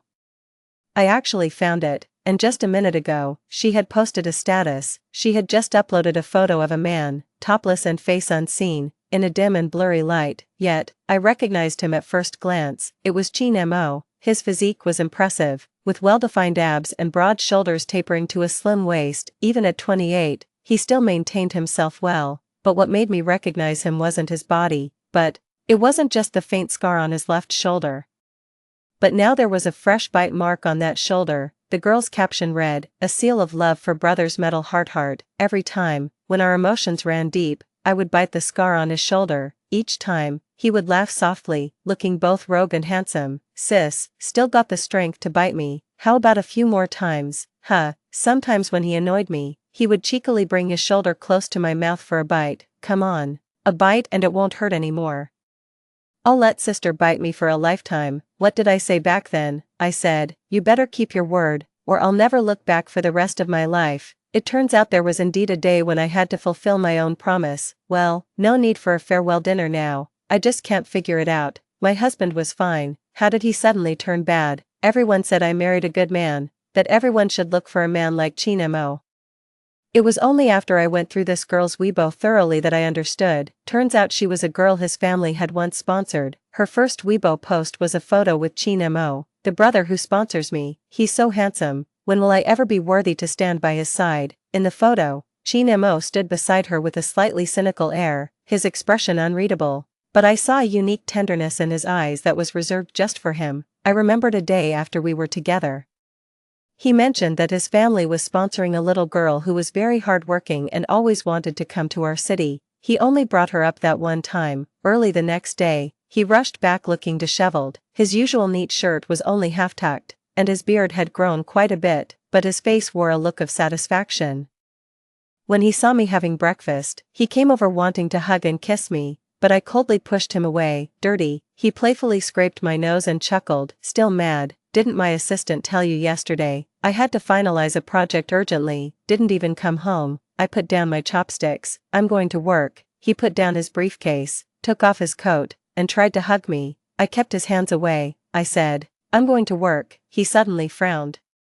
"Didn't I tell you that you don't have to work this hard? Why are you going to work again?" "I've rested long enough." I looked into his eyes, void of any emotion. Half a year ago, I was accidentally hit by a prop on the set and nearly drowned. Chin Mo was both angry and scared. Not only did he sue the entire production team, but he also used drastic measures to bring down the investors. Afterwards, he didn't want me to work, saying he was afraid I would get hurt again, and that he could earn plenty of money. Indeed, he wasn't lying. He gave me dozens of credit cards, each with no spending limit. "I'll drive you." He grabbed his clothes and keys and followed me out. I knew I couldn't argue with him, so I let him drive me. I had forgotten to bring a hair tie, so I casually opened the central glove compartment. A pack of sanitary pads, one missing, and an opened pack of brown sugar ginger tea lay quietly inside. My blood froze instantly, and I was stuck in place. I'm allergic to that brand of sanitary pads, and I never drink brown sugar ginger tea, because I hate ginger. Chin Mo noticed my unusual behavior and pulled over. Seeing me staring blankly at the items inside, he picked up the hair tie from those items and handed it to me. "Isn't this what you were looking for?" I stared at him coldly. "Aren't you going to explain? These aren't yours. What's there to explain?" His impatience showed again, and I calmly smiled. "Yes, there's nothing to explain." The old me would have probably made a scene by now, but today, the more evidence of his infidelity, the more relaxed I became. He seemed to be struck by my response, becoming completely stiff. Before leaving, he tenderly tied up my hair. "There, it's been too long since you rode in my car. You've forgotten your own things." Has it been too long since I rode in his car, or too long since he loved me? I didn't ask, because I no longer wanted the trash that could be so easily taken away. Just after arriving at the company, I asked my assistant for the contact details of the best divorce lawyer in the city. I also scheduled surgery for next week, and Zhou Wan booked her flight in advance, saying she would come to accompany me. So, my visit to the company today was solely to clear up the shares, preparing for the property division. but I didn't expect her to come. She was very beautiful. Dressed in branded and luxury items, she didn't look at all like she came from a rural area. Instead, she seemed like a pampered city girl who had been coddled for over 20 years. "Miss Sue, you know who I am, right?" As she spoke, she placed her handbag on the table. The logo on the bag was familiar to me. It was from a private workshop where Chin Mo had my custom bags made. The owner was quite peculiar, making custom bags only for Chin Mo. "Wow, I can't believe brother gave you such a big company. And I'm just a little assistant under him. What, you want more?" She chuckled lightly. "Of course, but I'm not in a hurry. Once you step down, all this will naturally be mine. You probably don't know, but brother said you're like a hen that can't lay eggs." She looked somewhat smug. I raised an eyebrow. "So what? I can bear children. I'll give brother many, many children. You must know how much brother loves children." She showed me a video. It was a video of Chin Mo and her playing games with children at an orphanage. In the video, Chin Mo was laughing happily, walking along with the children, exchanging smiles with her. Then she opened another video, this one in a hotel. In the video, she asked Chin Mo, "Your wife hasn't had children, you don't blame her. A hen that can't lay eggs, what's there to blame? She's only useful to me." Hearing the man's condescending tone, I remained unusually calm. "You're the best." He casually blew smoke rings. "Isn't it good to set oneself up as a good man?" After the video ended, I felt a surge of nausea and hurried to the restroom to vomit. It was utterly disgusting. I directly called Chin Mo. His assistant answered the phone. I forced a smile. "His little canary came to trouble me. Seems she wasn't pampered enough. Do I need to send her back to him?" Less than 10 minutes later, Chin Mo arrived. The girl hid behind him upon seeing him. "Brother." He anxiously looked her over, seeing nothing wrong, and then turned to ask me, "You didn't do anything to her, did you?" I crushed the cigarette in my hand, unable to smoke, just holding it to smell, so anxious. He frowned at the cigarette between my fingers. "When did you?" I stood up, leaning on the desk with a bright smile. "Why not hide it better?" Chin Mo's expression stiffened, and he distanced himself from the girl. "It's not what you think. Ching Ching is just my assistant, remember? She's a girl my family once helped." I nodded. "I remember." He seemed to breathe a sigh of relief, then tossed Su Qing's bag to her and told her to go out. Su Qing stomped her foot in frustration. "Brother, get out," he suddenly yelled at her. Even I was startled. His eyes, red and full of fury, softened when he turned to look at me, replaced by the tenderness and fear I hadn't seen in a long time. Man, wife, I didn't know she would come to you. I won't let her appear in front of you anymore, whatever." I waved nonchalantly, indifferent to wherever she chose to go. He seemed surprised by my calm demeanor, but mostly, he appeared relieved. He walked over, took my hand gently, and kissed it. "Wife, I'm sorry, I was wrong these past few days." He rambled on about how busy work was and how tired he felt. He even apologized for the harsh words he had spoken that morning and went so far as to show me a lingerie collaboration project his company was working on. I was so annoyed by his incessant chatter and disgusted to the point of nausea. After pulling my hand away, I took a document out of the drawer and handed it to him. He opened it with a puzzled look. "What's this?" He had just pulled out half of the paper from the envelope when he suddenly threw the contract on the table. "I disagree. It was a divorce agreement. I had printed it out as soon as I arrived, and the lawyer had mentioned that our financial ties weren't extensive, though now there was a child involved." Truthfully, I hadn't initially wanted him, but when I found out he was coming, I couldn't bear to let go. Fortunately, fate made the choice for me. It was as if even the heavens were aiding me. He paced around the office. "Why, man, I've apologized. Why do you still want a divorce?" "Because of Ching Ching. I've told you, she's just my assistant."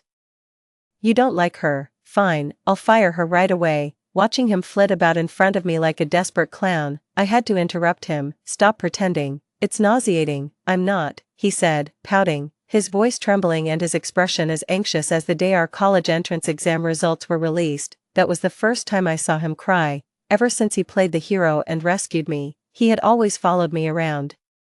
He'd follow me to and from school and appear at my classroom door during breaks, fooling around with a group of boys. Someone teased him. "Something's off. Hanging around our class door every day. Who has caught your eye?" "Who else but the best," he admitted openly. Back then, I was the top student in my grade, and everyone knew who he was referring to. His friends joked, "She's the top student. Liking her won't change your prospects. You guys are destined for different universities."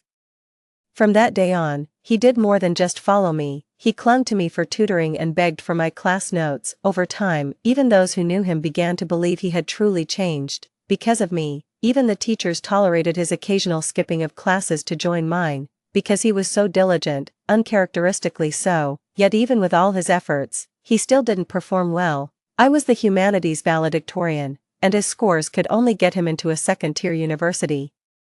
He knew I wouldn't lower my standards to choose a university with him, so on the day the results were announced, he first congratulated me with a smile, but then he started crying. Man, what do we do? I don't want to be separated from you. I just can't. I scolded him playfully. Stop playing the victim. I'm not, he replied, looking as pitiful as a puppy that had been abandoned. Only then did I truly believe that the school's tough guy, the big-shot bully, was genuinely heartbroken because he couldn't attend the same university as me. The same trick, which had deceived me over a decade ago, no longer worked. Seeing that I remained unmoved, he quickly switched tactics. Suman, I'm begging you, please, can't you forgive me just this once? Why, after over a decade of being together, you want to just call it quits? I won't sign the papers. Absolutely not. You can forget about it. He tore the divorce agreement to shreds, as if to vent his frustration.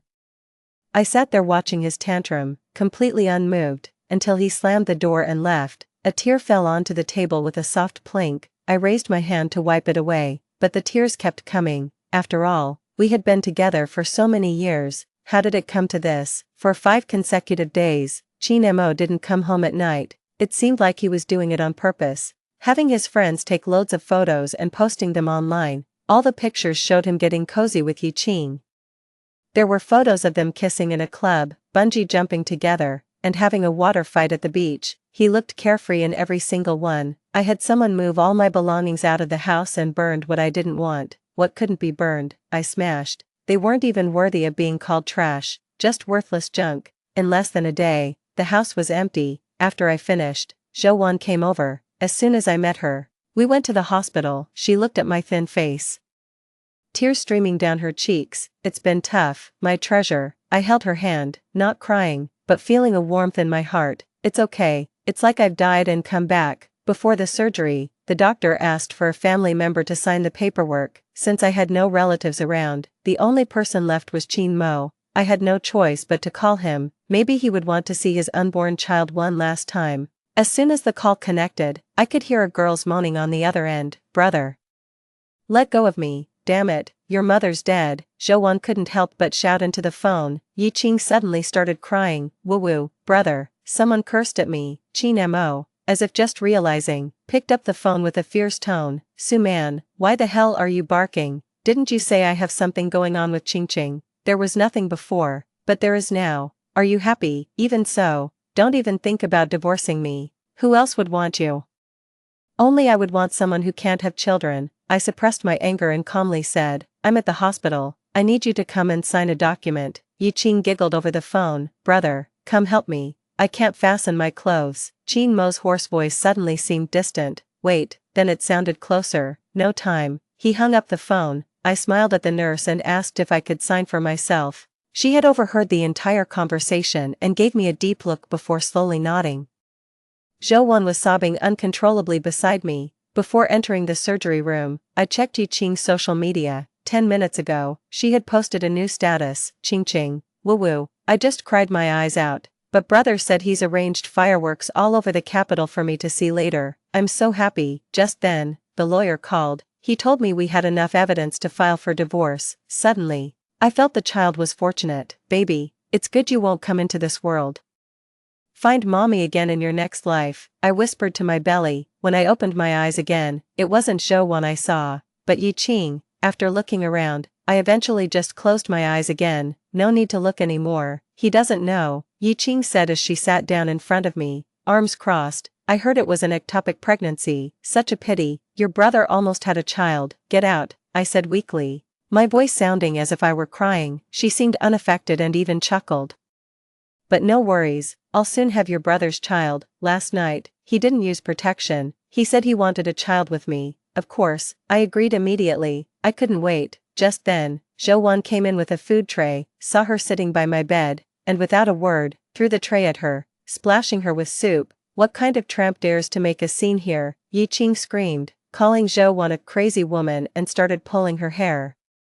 I struggled to get up and began throwing anything I could find on the table at Yi Qing. Zhou Wan quickly twisted her head towards me, and I hit her with a water pitcher, immediately raising a bump on her head. The next second, she came at me. I managed to press the call button, but still couldn't dodge her slap. Already weak, I was left completely drained of energy. Zhou Wan, furious, kicked her relentlessly in the stomach until hospital staff intervened to separate them. Eventually, they were both taken to the police station, and I lay in the hospital directing my lawyer to assist Zhou Wan. At the police station, Zhou Wan and Su Man's lawyer sat on one side, while Yi Qing hid behind Qin Mo. He sternly asked why Su Man hadn't come. Clutching his arm, Yi Qing wept. "Brother, it was Su Man who hit me on the forehead."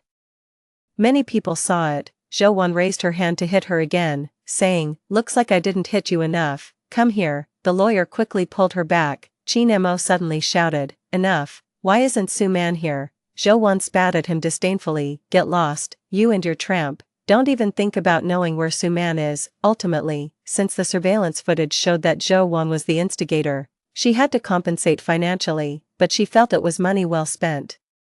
"You're welcome, you whore. Consider this a reward from me for taking care of that trash for my friend." Before getting into the car, Qin Mo tried to stop her. He felt uneasy, aware that something was off. Zhou Wan rarely came back from abroad, and now she was here without Su Man, who couldn't be reached by phone. It didn't make sense that Su Man would be unaware of the conflict. He tried to detain her, but her lawyer suddenly handed him a divorce petition. "Mr. Qin, I am Zhangqing, M.S.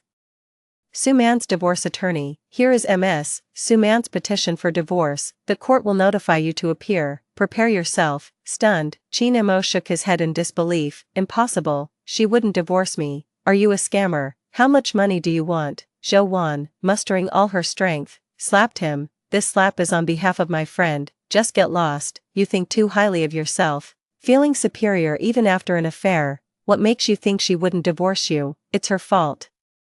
"She doesn't trust me," Qin Mo bellowed, his eyes red with anger. Zhou Wan scoffed derisively at his pathetic excuse. She refused to listen to him and, pulling the car door open, prepared to leave, but he persisted. "Where is Su Man? I need to see her. Why should I tell you?" After that, Zhou Wan brushed off his hand and left with her lawyer. Qin Mo followed closely behind her. Zhou Wan frowned. "I forgot to shake him off." I patted her hand reassuringly, telling her it was okay. This day was bound to come sooner or later. Soon, only Qin Mo and I were left in the hospital room. He was still clutching the lawsuit papers my lawyer had given him. "Wife," he stuttered, looking at me helplessly, perhaps alarmed by the paleness of my lips. "What's wrong with you?" His fingers trembled as he tried to touch my face, but I turned away, furrowing my brow. "Don't touch me with your filthy hands, it's disgusting." He quickly withdrew his hand, repeatedly wiping it on his suit. "I'm not dirty, I haven't done anything. What's wrong with you? Why didn't you tell me you were hospitalized?" "Because you don't deserve to know," I said, looking at him steadily. "My child, he didn't deserve to see, so there was no need to tell him. I thought I wouldn't know anything after the anesthesia, but he once shared a heart with me. He was once a vibrant life. I didn't even get a chance to look at him properly before he was gone. But he didn't seem lonely, because when he left, there were fireworks everywhere. The nurse told me that the fireworks started all over the capital just after my surgery was finished. They were beautiful, spectacular. One nurse said to me, although he didn't come into this world, he saw the spectacular fireworks as he left. In his next life, he will surely have a splendid life, and so will you in the future. Yes, I will too in the future. So I need to let go of things that don't let me shine, although the fireworks were not meant for me. My child saw them, so I thank them for that. I don't agree to the divorce. Man, I was wrong. I really was wrong." He suddenly knelt on the ground, not daring to place his hands on my bed but leaning against it, and began to cry with his head bowed. I held my head high, trying hard not to shed tears. After a long silence, I finally sniffed and said, "Qin Mo." He suddenly looked up. "Wife, you will forgive me, right?" His face was tear-streaked and pitiful. And he indeed knew how to tug at my heartstrings, with a handsome face and a look of utter grievance, along with tears streaming down his face. But now, my heart was hardened. "You always say you were wrong, but do you really think you were wrong? Actually, you intentionally let me find out about you and Yi Qing, right? After all, if someone wanted to hide it, their phone wouldn't just be lying around where I could see it. And you said a password that you knew I knew. He shook his head. No. I didn't, man, you think I resent you because I didn't have a child, but because of past promises, you couldn't say anything to me, nor blame me, as that would make you lose the image of a good man, but you still couldn't hold back that day. You exposed yourself. You thought I would be hysterical, but I wasn't, so, you thought I didn't care about it at all and continued to test my limits. The best scenario for you was to catch you cheating. And then you could justify it by blaming me for not being able to have children, saying, "Sue man, you can't have children. Is it wrong for me to find someone who can?" You're not wrong. But your mistake was in continually testing me, hurting me. You knew what you were doing would upset me, but you did it anyway. You allowed your canary to come to me, to provoke me. You still took her out to have fun, deliberately sending me those photos of you two to upset me, expecting me to give in. Even pretending to forget what I like, just to anger me. But whether it's pretend or not doesn't matter anymore. Still, I have to tell you, I'm allergic to that brand of sanitary pads you bought me. When you first bought them without knowing, I had such a severe reaction I ended up in the hospital, and you were so guilt-ridden you couldn't sleep for 3 days. Also, I never drink brown sugar ginger tea because I hate ginger. Back when we were in school, you would pick out the ginger from my food every day. For 7 or 8 years, Chinemo knelt down, took my hand, and pressed it against his face. Stop talking, man, please stop. I was wrong, I really was, man, can you forgive me? Let's start over. It seemed like he only just realized he was about to lose me, but why did he only realize it now? Start over. If you can bring back my child, then we can start over. He suddenly froze, looking at me in disbelief, his mouth opened and closed. And finally, only a trembling voice came from his throat. Child, we had a child. I took out a photo from the drawer. It was a CT scan, but I couldn't bear to part with it, so I had it printed as a photo. Yes, but he's already gone. He took the photo, his fingers trembling as he touched it. He shook his head desperately at me. You're lying, right, man, it can't be. How can it be gone? You're joking with me, right, man. I know I've been too much lately. I shouldn't have made you angry. I shouldn't have upset you. I really messed up, man. Please tell me you're just joking. I raised my hand and slapped him. This slap is for our child. If he was born, he would have slapped you too. Are you awake now? Chinmo's face turned to the side from the slap. Only when the imprint of the slap appeared did his body stiffen and he turned back. Why, man, why? It's our child, he cried heartbreakingly, but I felt no sympathy, because his mother is a barren hen who couldn't lay eggs, so he didn't want to stay in my belly at all, I said jokingly, but he suddenly stood up and hugged me, burying his face in my shoulder. Stop, please, man, stop talking. He knew these were his own words. But I ignored him and continued. His father said his mother couldn't have children, that no one would want his mother but him. I said it mechanically, yet he held me tighter. Man, I really messed up. None of those were my true feelings. Please, don't leave me. Don't. I love you, man, I really love you. I patted his back. I love you too, but you lost the me who loved you. I stayed in the hospital for 2 days, and Chinemo knelt outside for 2 days. Jojo hit and kicked him but he didn't leave. Later, Yiqing also came, and I slapped her 5 times in front of everyone. She cried and hid behind Chinemo, but Chinemo dragged her out for me to hit. I laughed at him. Chinemo, using a woman as a shield, that's really something. He didn't look at me, just knelt in front of me and started slapping himself. Before noon, a video circulated online titled, "Famous Company CEO Kneels and Slaps Himself at the Hospital." It was in high definition. Unblurred, even Yiqing's face was captured in it. Soon, her Weibo was exposed, and the truth came to light. It turned out that Yiqing, relying on her status as a sponsored individual, had disrupted someone's family and was even flaunting her affair on social media. Suddenly, she was like a rat crossing the street, everyone clamoring to denounce her. Later, it was also revealed that she had been quite promiscuous back in her rural village, relying on her good looks.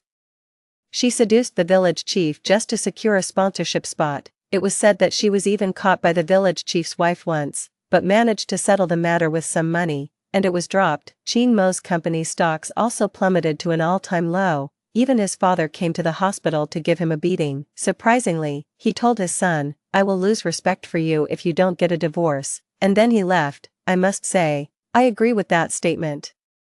As soon as I was discharged from the hospital, Zhou Rong and I bought plane tickets to go abroad. I left the divorce proceedings entirely to my lawyer, Chin Mo. Upon discovering that I had emptied our home, frantically tried to reclaim the past, he even came to harass me where I was staying. I only gave him a small star. After taking it, he cried again. I could only sigh. No one will pity your tears anymore. With that, I left. I knew he would agree to the divorce. Star.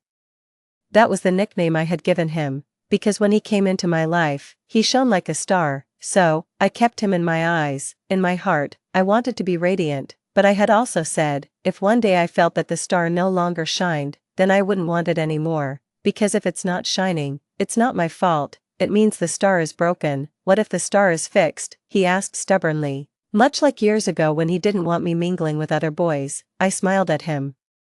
Sister doesn't need it anymore, now I am my own star. A month after I went abroad, Chin Mo sent me the divorce papers. He also gave me a lot of property. He sold his company and invested in a project treating ectopic pregnancies. However, I had little faith in him, because he couldn't even protect his own child. How could he protect someone else's? As expected, within just 6 months, he failed, because Yi Qing clung to him desperately, actually carrying his child.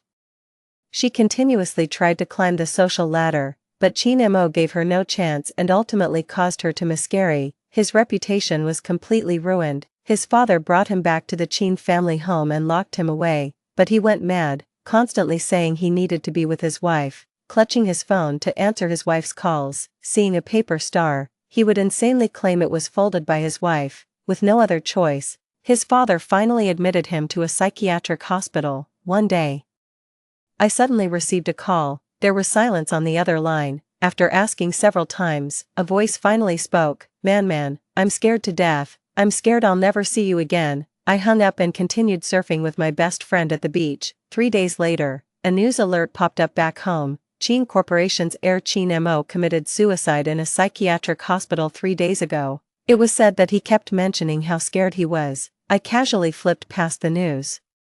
The next headline read, "The Leonid meteor shower will arrive next week." Wow, there's a meteor shower to watch. Story 2, I am a doctor. While on a train, I witnessed a boy fall from the upper bunk of a hard sleeper. I rushed to help immediately, but tragically, the boy did not survive. The boy's mother attacked me, punching and kicking, accusing me of causing her son's death. The boy's father charged at me and viciously stabbed me multiple times. My blood and intestines spilled everywhere, and I succumbed to my severe injuries. When I opened my eyes again, I was back on the train, and the boy was causing a commotion in the carriage. I was woken by the noise. The boy was yelling and running around the carriage, disturbing all the passengers. Little boy, can you stop making noise? Everyone wants to rest. I want to make noise. What are you going to do about it? Nah. The boy didn't care and even made a face at the person who spoke up. The passengers became even more irritated.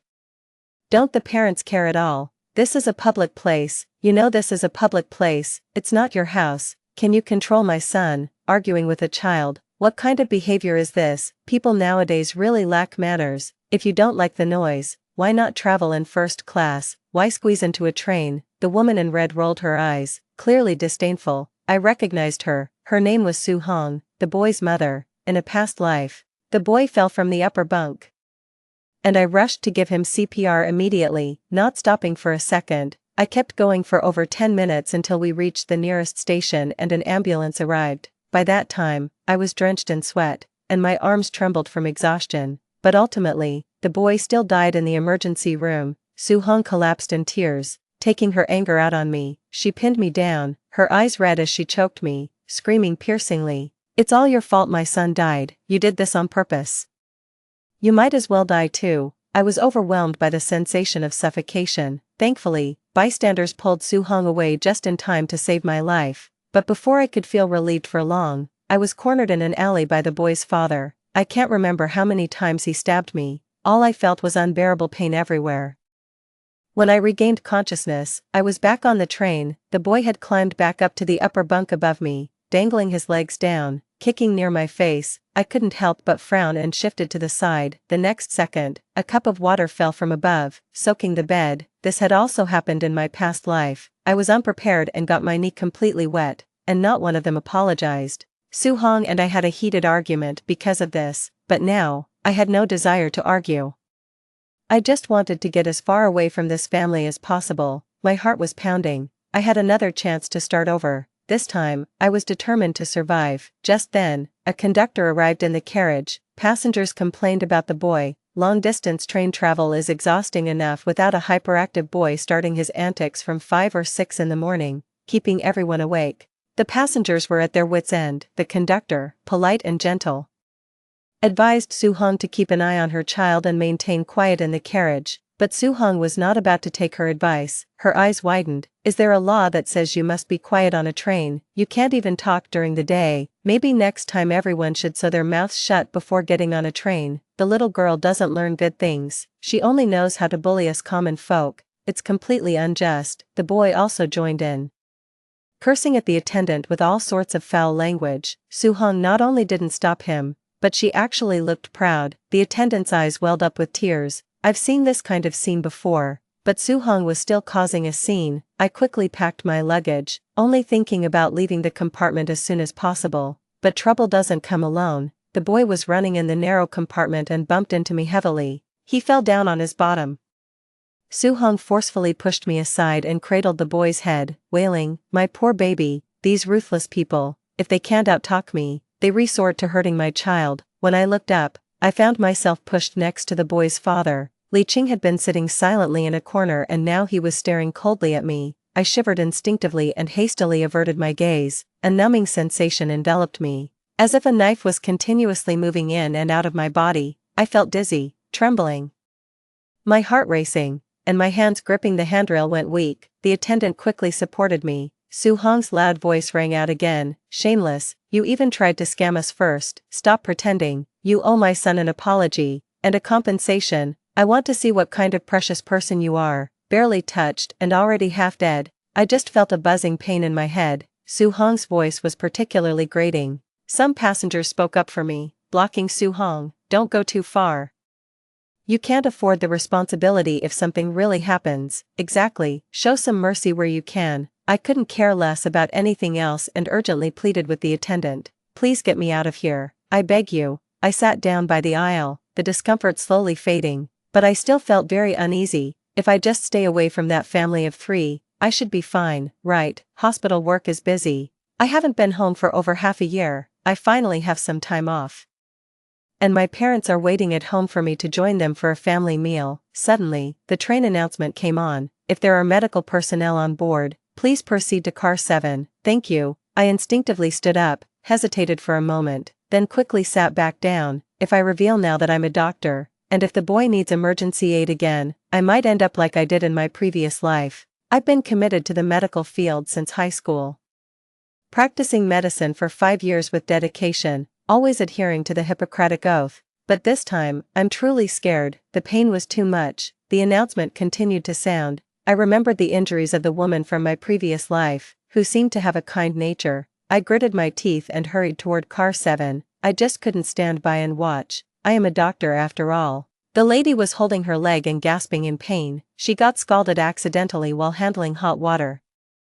Her thigh was badly burned, looking quite frightening. I quickly cooled her skin with water, applied and reapplied burn ointment, and instructed her on further care. I had treated her once before in a past life, making my actions more confident this time. She repeatedly thanked me. Before I could even return a smile, the attendant handed me a blank form. My heart skipped a beat. I glanced over it quickly and indeed, it was the registration form I had filled out in a past life. It included various personal details, including my medical license number and place of practice. I instinctively refused. "I'm sorry, I'm not a doctor." The elder sister looked surprised. The flight attendant's face also changed. "How can you treat a passenger's wound without being a doctor? Are you sure your procedure was correct? What if the medication is inappropriate and causes other consequences? Can you take responsibility for that?" A pang of worry hit me. Had I made a mistake coming here? The elder sister laughed heartily, breaking the tension for me. "It's okay, I think the young lady did a great job. I feel much better now. She meant well, you can't blame her." Seeing this, the flight attendant did not persist further and apologized to me before leaving. Luckily, the elder sister really had a good nature. I finally breathed a sigh of relief. "Elder sister, thank you." She waved her hands dismissively. "How is this reversed? You helped me. I should be the one thanking you." "Young lady, I'm really grateful. I was panicking earlier. The attendant was also afraid of being held responsible. Alas, these days there are too many cases of people biting back. Everyone is cautious about helping others. Thankfully, you dared to step in and help me. Otherwise I really wouldn't have known what to do. I was filled with mixed emotions. Indeed, when those who offer help in good faith are met with retaliation, who would dare to step forward again? I had hesitated too. Don't worry, young lady, I think the medication is right. I'm barely in pain anymore. Even if something does go wrong, I definitely won't trouble you. You can record this. I couldn't help but smile wryly, continuously agreeing with her. After a moment of thought, I decided to reassure her further. Actually, I've been burned before, and this is how the doctor treated me. This medication really works, or else I wouldn't have dared to apply it. The elder sister smiled even more brightly. A young girl, about 10 years old, handed me an apple. With her eyes moist, she spoke softly, "Sister, thank you for saving my mom. This apple is for you. It's very sweet." With a smile on her face, I couldn't resist patting her on the head. "Thank you for the apple." The girl shyly hid behind the elder sister. I took a big bite of the apple, and it was indeed very sweet. Standing by the aisle, I gazed at the receding scenery in deep thought. The two children were about the same age but behaved so differently. Back then, I was only focused on escaping, but now thinking about the little boy made me uneasy. He was so young, a life in itself. Could I really just ignore him? If he fell unconscious again and an announcement was made, could I really stay hidden in good conscience? Images flashed before my eyes. The boy's pale face, Su Hong's angry eyes, and Li Cheng's indifferent gaze. I wanted to save him, but I was also scared of death. I hesitated, unsure of what to do. Suddenly, someone tapped me on the shoulder, followed by a surprised voice. "Lin Qing, aren't you supposed to be in med?" My heart skipped a beat, and I quickly covered his mouth. After looking around to make sure no one noticed us, I finally relaxed. The tall figure in front of me was all smiles. Oh, it was Pei Song, my high school classmate. Speaking of which, Pei Song was a big reason I chose the path of medicine. During a high school physical education class, Pei Song fell off the horizontal bar and passed out from holding his breath. At that time, I had only learned a bit of first aid from my uncle. I don't know what I was thinking, but I actually dared to go over and perform CPR on him. Honestly, I don't even remember if my technique was correct, but the outcome was gratifying. I actually managed to revive him. I was overjoyed. It was from that moment that I began to entertain the idea of becoming a doctor. My grades were always mediocre. To get into medical school, I don't know how many textbooks I went through or how many late nights I stayed up, but eventually, I succeeded. Ironically, despite my initial intention to save lives and help the injured, I ended up dying in what amounted to a distorted form of patient harassment. Seeing me silent for a long time, Pei Song looked puzzled. "What are you thinking about? You seem so secretive," I asked seriously. "Pei Song, can you do me a favor? It might be dangerous." "Of course," he replied without hesitation, adding teasingly, "After all, you are my lifesaver." I smiled, relieved. At that moment, the scales in my heart completely tipped. I just couldn't stand by and watch the boy die. With the lessons learned from the past, I was sure to protect myself first, then try to save the boy. Even if something went wrong this time, Pei Song was there. He was an athlete with excellent physical condition, unafraid even to confront Li Qing face to face. Finally, I felt some confidence. "All right, wait here for me. I'll go handle something." I hurried back to the original carriage. The scene that unfolded before my eyes was shocking. The boy's legs were dangling over the handrail in the aisle, his whole body swaying, at risk of falling at any moment. "Be careful." As soon as I spoke, the boy lost his balance, and I quickly stepped forward to catch him. Fortunately, I protected him well, and he didn't suffer any bumps. I set him down, about to give him a few more warnings. After all, he had just had an accident and should have learned his lesson. Maybe now he would listen to some advice. But what he did next truly chilled my heart. As soon as the boy stood up, he immediately kicked hard at my shin. "It's all your fault for shouting like that. You scared me into almost falling."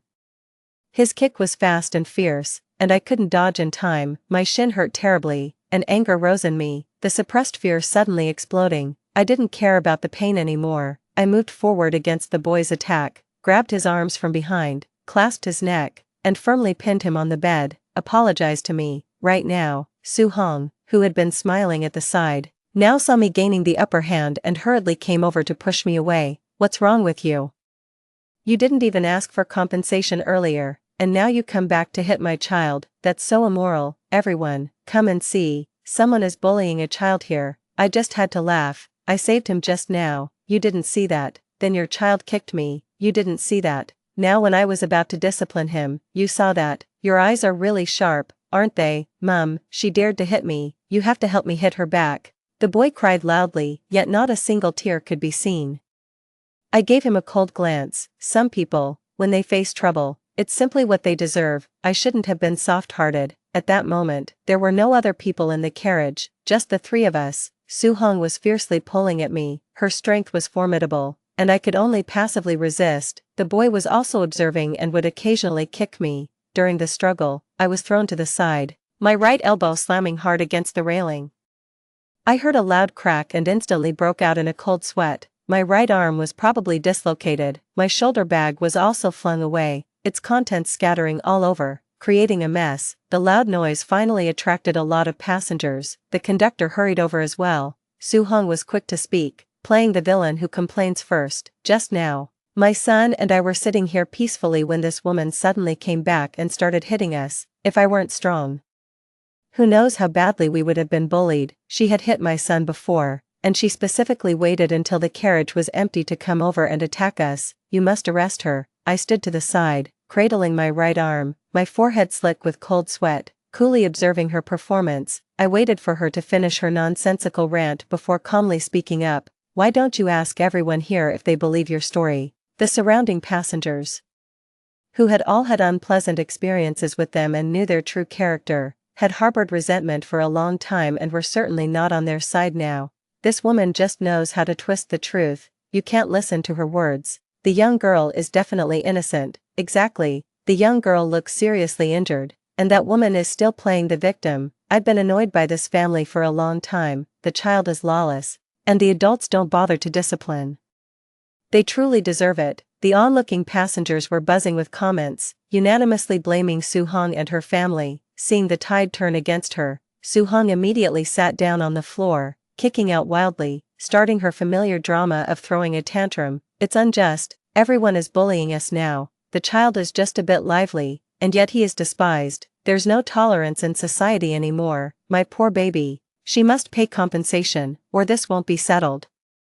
Tears streamed down Soo-hong's face, astonishing me with her performance. Believe it or not, some were actually fooled by her act, advising me to forgive and forget, not to be too hard. Those who were initially denouncing Soo-hong now fell silent. Encouraged by the effect, Soo-hong cried even louder, her voice truly grating. So, the boy carelessly throws water, swings his legs about almost hitting someone's face, showing no remorse despite his evident misbehavior. Just a bit lively, he repays kindness with ingratitude, readily resorting to hitting and cursing. Just a bit lively. She really had a way with words. No matter how the conductor tried to mediate, Soo-hong remained unyielding. She wept bitterly, as if I had committed some heinous crime against her. Calmly, I lifted my phone and shook it. All right then, let's call the police. The calls for help from car number 08 abruptly stopped. Soo-hong's face was filled with panic. Don't scare me. You're calling the police. Do you have evidence? My little Bao and I both saw it. You started the fight. I was merely defending myself. Right, isn't that so, Xiaobao? The woman asked assertively. The boy nodded vigorously. Yes. Soo-hong, feeling emboldened, switched back to her arrogant tone. I won't waste more words with you. Just pay us 20 or 30,000, and we can let this go. 20 or 30,000. She really was asking for the moon. Was the boy even scratched? I'm the one who's hurt. I turned to the conductor. If I call the police, you can pull up the surveillance footage from the train car, right? Yes, ma'am, the conductor replied, seemingly relieved to deal with Soo-hong, his voice betraying a hint of pleasure. Soo-hong's face turned pale in an instant. She glanced frantically at the camera, then looked around as if searching for something to destroy the device. I couldn't help but be speechless. How ignorant could one be? Even if you destroy the camera now, the data is already stored in the back end. Besides, sabotaging railway facilities can land you in jail. I informed her, completely panicked now. Soo-hong blurted out defiantly, forget it, I won't argue with you anymore. Let's just call it bad luck on our part. Please just go. Unfortunately, her trembling voice made it all too clear, The other passengers noticed something was amiss and began clamoring to call the police to clarify the situation. Soo-hong bowed her head, unusually silent,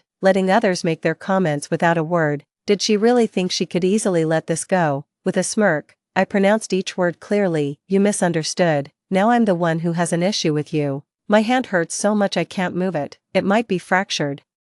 I'm going to sue you for intentional injury. You will definitely have to pay compensation, and you might even be detained. Soo-hong looked up sharply. I unlocked my phone screen, pretending to dial. Suddenly, someone kicked Soo-hong hard, and her somewhat corpulent body momentarily lifted into the air before her waist slammed heavily against the edge of the bunk, making a loud noise. The kick was strong and forceful. She was definitely not lightly injured. Everyone was stunned. I turned my head in shock. It was Li Qing. My heart clenched. Li Qing was standing right next to me. Though I had no idea when he had returned, I instinctively moved aside, accidentally pulling at my arm, causing a sharp pain. Sweat broke out on my forehead again. Was this a stress response? It felt like I was seeing blood everywhere again. My limbs seemed to be in a state of excessive blood loss, going numb and weak. My wife has a bad temper, and I apologize for her.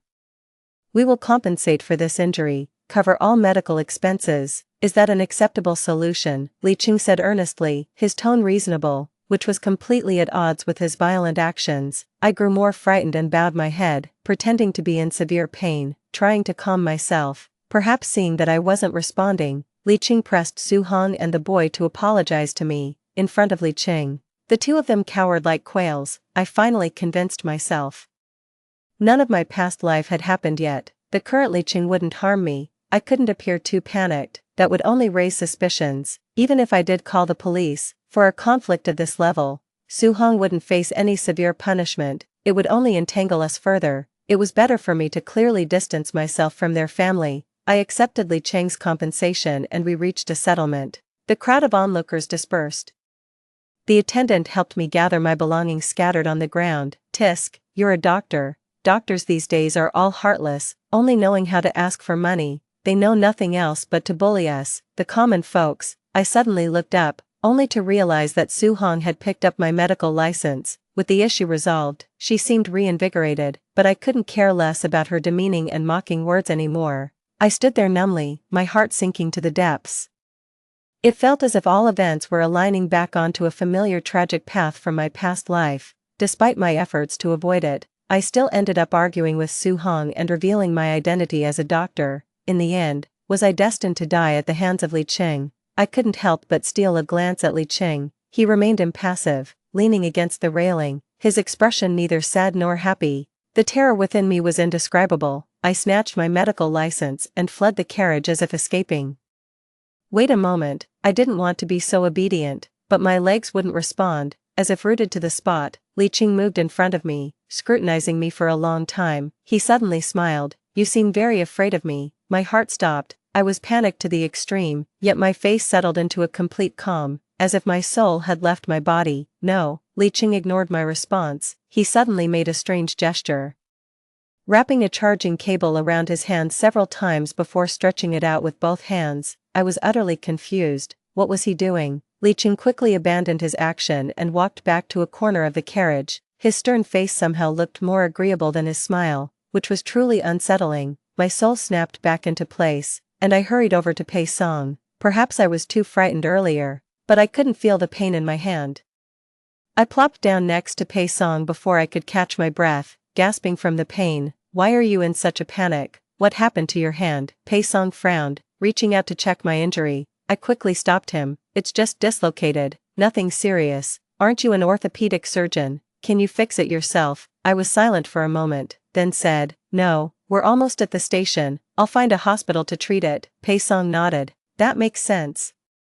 I heard setting a dislocation is painful. Who can really bring themselves to do that? What exactly happened to your hand? What were you saying about handling some matter? Pei Song chattered on relentlessly. I couldn't focus on him, my mind racing with troubling thoughts. Soo-hong and Li Qing seemed unusually afraid of me calling the police, not just ordinarily afraid, but truly terrified. And Li Qing's last gesture, was it something like strangling?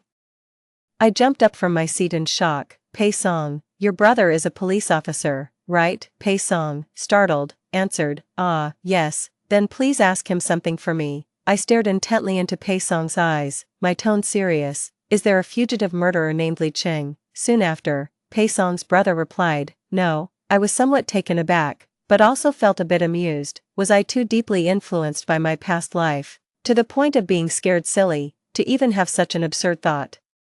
I breathed a sigh of relief, relaxed and leaned back comfortably in my chair. Pei Song, still eager for knowledge, curiously asked, who is Li Qing? After I explained the series of events that had just occurred, I asked him with a self-mocking smile, do you think I'm being too imaginative? Not at all. I think your thoughts are quite reasonable, but your brother checked, and it's not him. Pei Song's eyes sparkled. It's just the name that's not the same. He might be using a fake name.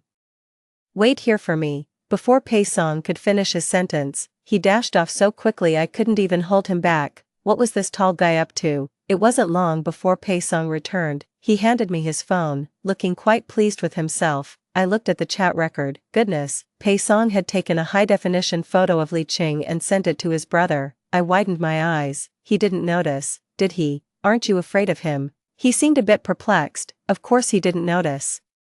I'm not stupid. What's there to be afraid of? He doesn't look special, just likes to keep a stern face, doesn't necessarily mean he's a murderer. I felt a bit envious. Is this what they mean by ignorance is bliss? I saw that boy you were talking about. He's over there crawling around again, really doesn't learn. I just responded with an oh, expressionless. Pei Song suddenly got excited. Right, your reaction is correct. He's not your patient, why do you care so much? You've already advised him, yet he hasn't restrained himself at all. If something really happens, it's his own fault. Besides, it's not certain something will happen. Don't carry such a heavy psychological burden. Alright, look at how worried you've become. I glanced at him, lacking the desire to speak. Yes, in others' eyes, these are just unlikely events that haven't happened, and I really am worrying too much. But I have experienced it once myself. I know the likelihood of the boy getting into trouble is very high. After all, this life's development is almost the same as in my previous life. But good words are hard to persuade a doomed soul. I've done all I can. I'm not a god. I can't save someone hell-bent on finding their own demise. Maybe seeing me continuously gloomy, Pei Song began to comfort me again. Being a doctor these days has been overly mythologized by everyone. You have to be highly skilled and also possess a spirit of dedication.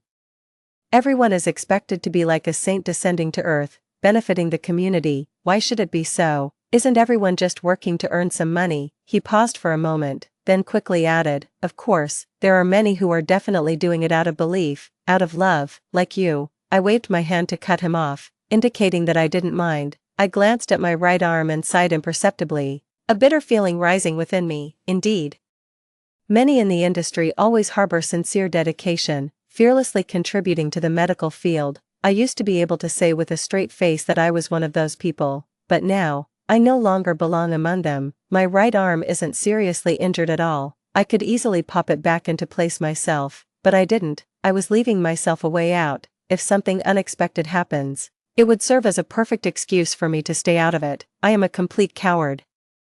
Pei Song's phone suddenly started vibrating non-stop. All thoughts were interrupted, and I hurriedly leaned in closer. His brother finally replied with a message, a wanted poster of a man. The man in the wanted poster bore the face of Li Qing, but the name displayed was Li Qingdong. He indeed was a murderer and had been using a fake name. A call came through immediately after. Give me your exact location. We'll deploy action right away. Stay back and keep yourself safe. Do not approach them. We quickly agreed. After hanging up, Pei Song and I looked at each other, both feeling a chill. Li Qing was indeed a fugitive using a pseudonym, with 3 lives on his hands, all strangled to death. 3 flourishing college students just went to the countryside to sketch and watch the sunrise, but because of a disagreement with Li Qing, they were left forever in that small village. As for Su Hong, she was also using an alias and was on the fugitive list as Li Qing's accomplice. Both individuals were despicably evil. I was incredibly nervous, my heart beating chaotically. It turns out Li Qing's previous actions were to test me. Had any of my reactions been slightly off, he would have silenced me immediately, wouldn't he? Moments ago, I thought I had been extremely cautious in protecting myself and even planned a way out. Now, I suddenly realized that unwittingly, I had been skirting the edges of death several times, confronting 2 cold-blooded murderers. I truly was audacious. I don't know if Pei Song was missing a screw in his head. Just a few minutes ago, He was as scared as I was, but now, he was eagerly wanting to keep an eye on Li Cheng's family and even tried to coax me into joining him. I quickly refused. Time ticked by, and the train was almost at the platform. The moment when the boy in the past fell had already passed. By now, the platform should be filled with police ready to arrest Li Cheng, right? The course of fate must have changed entirely. I should be able to get away smoothly. Suddenly, Pei Song rushed back in a hurry. He hit the railing with a loud bang. He shielded me in the corner, using his body to firmly block others' views. I was confused. What's wrong? It's nothing, he replied quickly, but his voice trembled, not sounding like it was nothing at all. I wanted to ask more. But suddenly a sharp cry rang out not far away. Xiao Bao. My heart skipped a beat. That voice. It sounded like Su Hong's. I tightened my throat, finding it difficult to speak. Did that little boy still have an accident? Pei Song held my head firmly, staring intently into my eyes, his face serious. It has nothing to do with you. He hit his head directly on the ground, motionless on the spot. Even if you went, there was nothing you could do. The train will be here in a few minutes. There will be ambulances. Just leave it to them. We were not far from Su Hong and the others. I could clearly hear her continuous wailing. She was crying and hoping someone would come and save her son. I even vaguely heard her calling my name, pleading for my help. The surrounding passengers all ran over to watch. The train announcements kept looping continuously. Passenger in need of urgent assistance. Please could medical staff head to carriage 11. Thank you. Passenger in need of urgent assistance. Please could medical staff head to carriage 11. Thank you. I sat frozen in place, my body trembling uncontrollably. Pei Song clutched my ears tightly, constantly whispering reassurances to me. I prayed silently, wishing for the train to reach the station quickly and for this ordeal to end. Those few minutes felt excruciatingly long. Finally, the train arrived at the station. The police quickly took control of the situation, evacuating the crowd, apprehending the fugitive. It was all done smoothly and efficiently. A boy was immediately taken away in an ambulance. As Pei Song and I exited the train station with the crowd, we ran into Su Hong. She was being escorted by 2 police officers towards a police car. Hunched over, her hair disheveled, she looked utterly defeated. When she saw me, she somehow found the strength to break free and charged at me with fury. But before she could get far, she was swiftly restrained again. The police pinned her down firmly, but she continued to struggle wildly, her eyes red, her voice hoarse. She yelled, "Aren't you a doctor? Why didn't you save my son, you despicable wretch? Where is your conscience, your medical ethics? Give me back my son." Maybe I felt a bit of pity for the boy, but for Su Hong and Li Cheng, I only wished they would go to hell quickly. I touched my right arm lightly. "Have you forgotten? You broke my arm. How could I save your son? You feel pain now. Didn't you ever consider that the person you killed was someone else's son too?" Su Hong collapsed, she sobbed, giving up all resistance, and was dragged into the police car. I went straight to the hospital, went through the procedure to register for treatment, and my arm was securely bandaged. It felt like an overreaction, but it was better this way, to distance myself further from the ordeal. Pei Song found out from his brother that the boy didn't make it. He had already lost all signs of life by the time he was placed in the ambulance. His fate was sealed. I was lucky to have escaped with my life, a true redemption by fate. After treating my wound, I arrived home 3 to 4 hours later than expected. My parents were extremely worried. They had called me multiple times. I had to tell them I was at the hospital getting bandaged, which terrified them. My dad wouldn't hear of it. He insisted on picking me up himself. Once home, they treated me like a fragile porcelain doll, not letting me do anything. Even when changing shoes at the entrance, my mom came to help me. They tenderly comforted me, holding my securely bandaged arm. The dinner table was laden with all my favorite dishes. My mom, exaggerating even more, said I had injured my dominant hand and wanted to feed me herself. I repeatedly declined this sweet yet burdensome parental love. The news on TV reported that Li Cheng and Su Hong, after many years, were finally apprehended. Li Cheng was sentenced to death with a 2-year reprieve, and Su Hong to life imprisonment. Justice was finally served for the 3 young lives lost. The victims' parents wept bitterly on camera. My mom was deeply moved and cursed. Those 2 are really despicable. The victims were their family's only children. Their parents must be devastated. I was scared to death when Ching Ching said she was at the hospital. If anything had happened to her,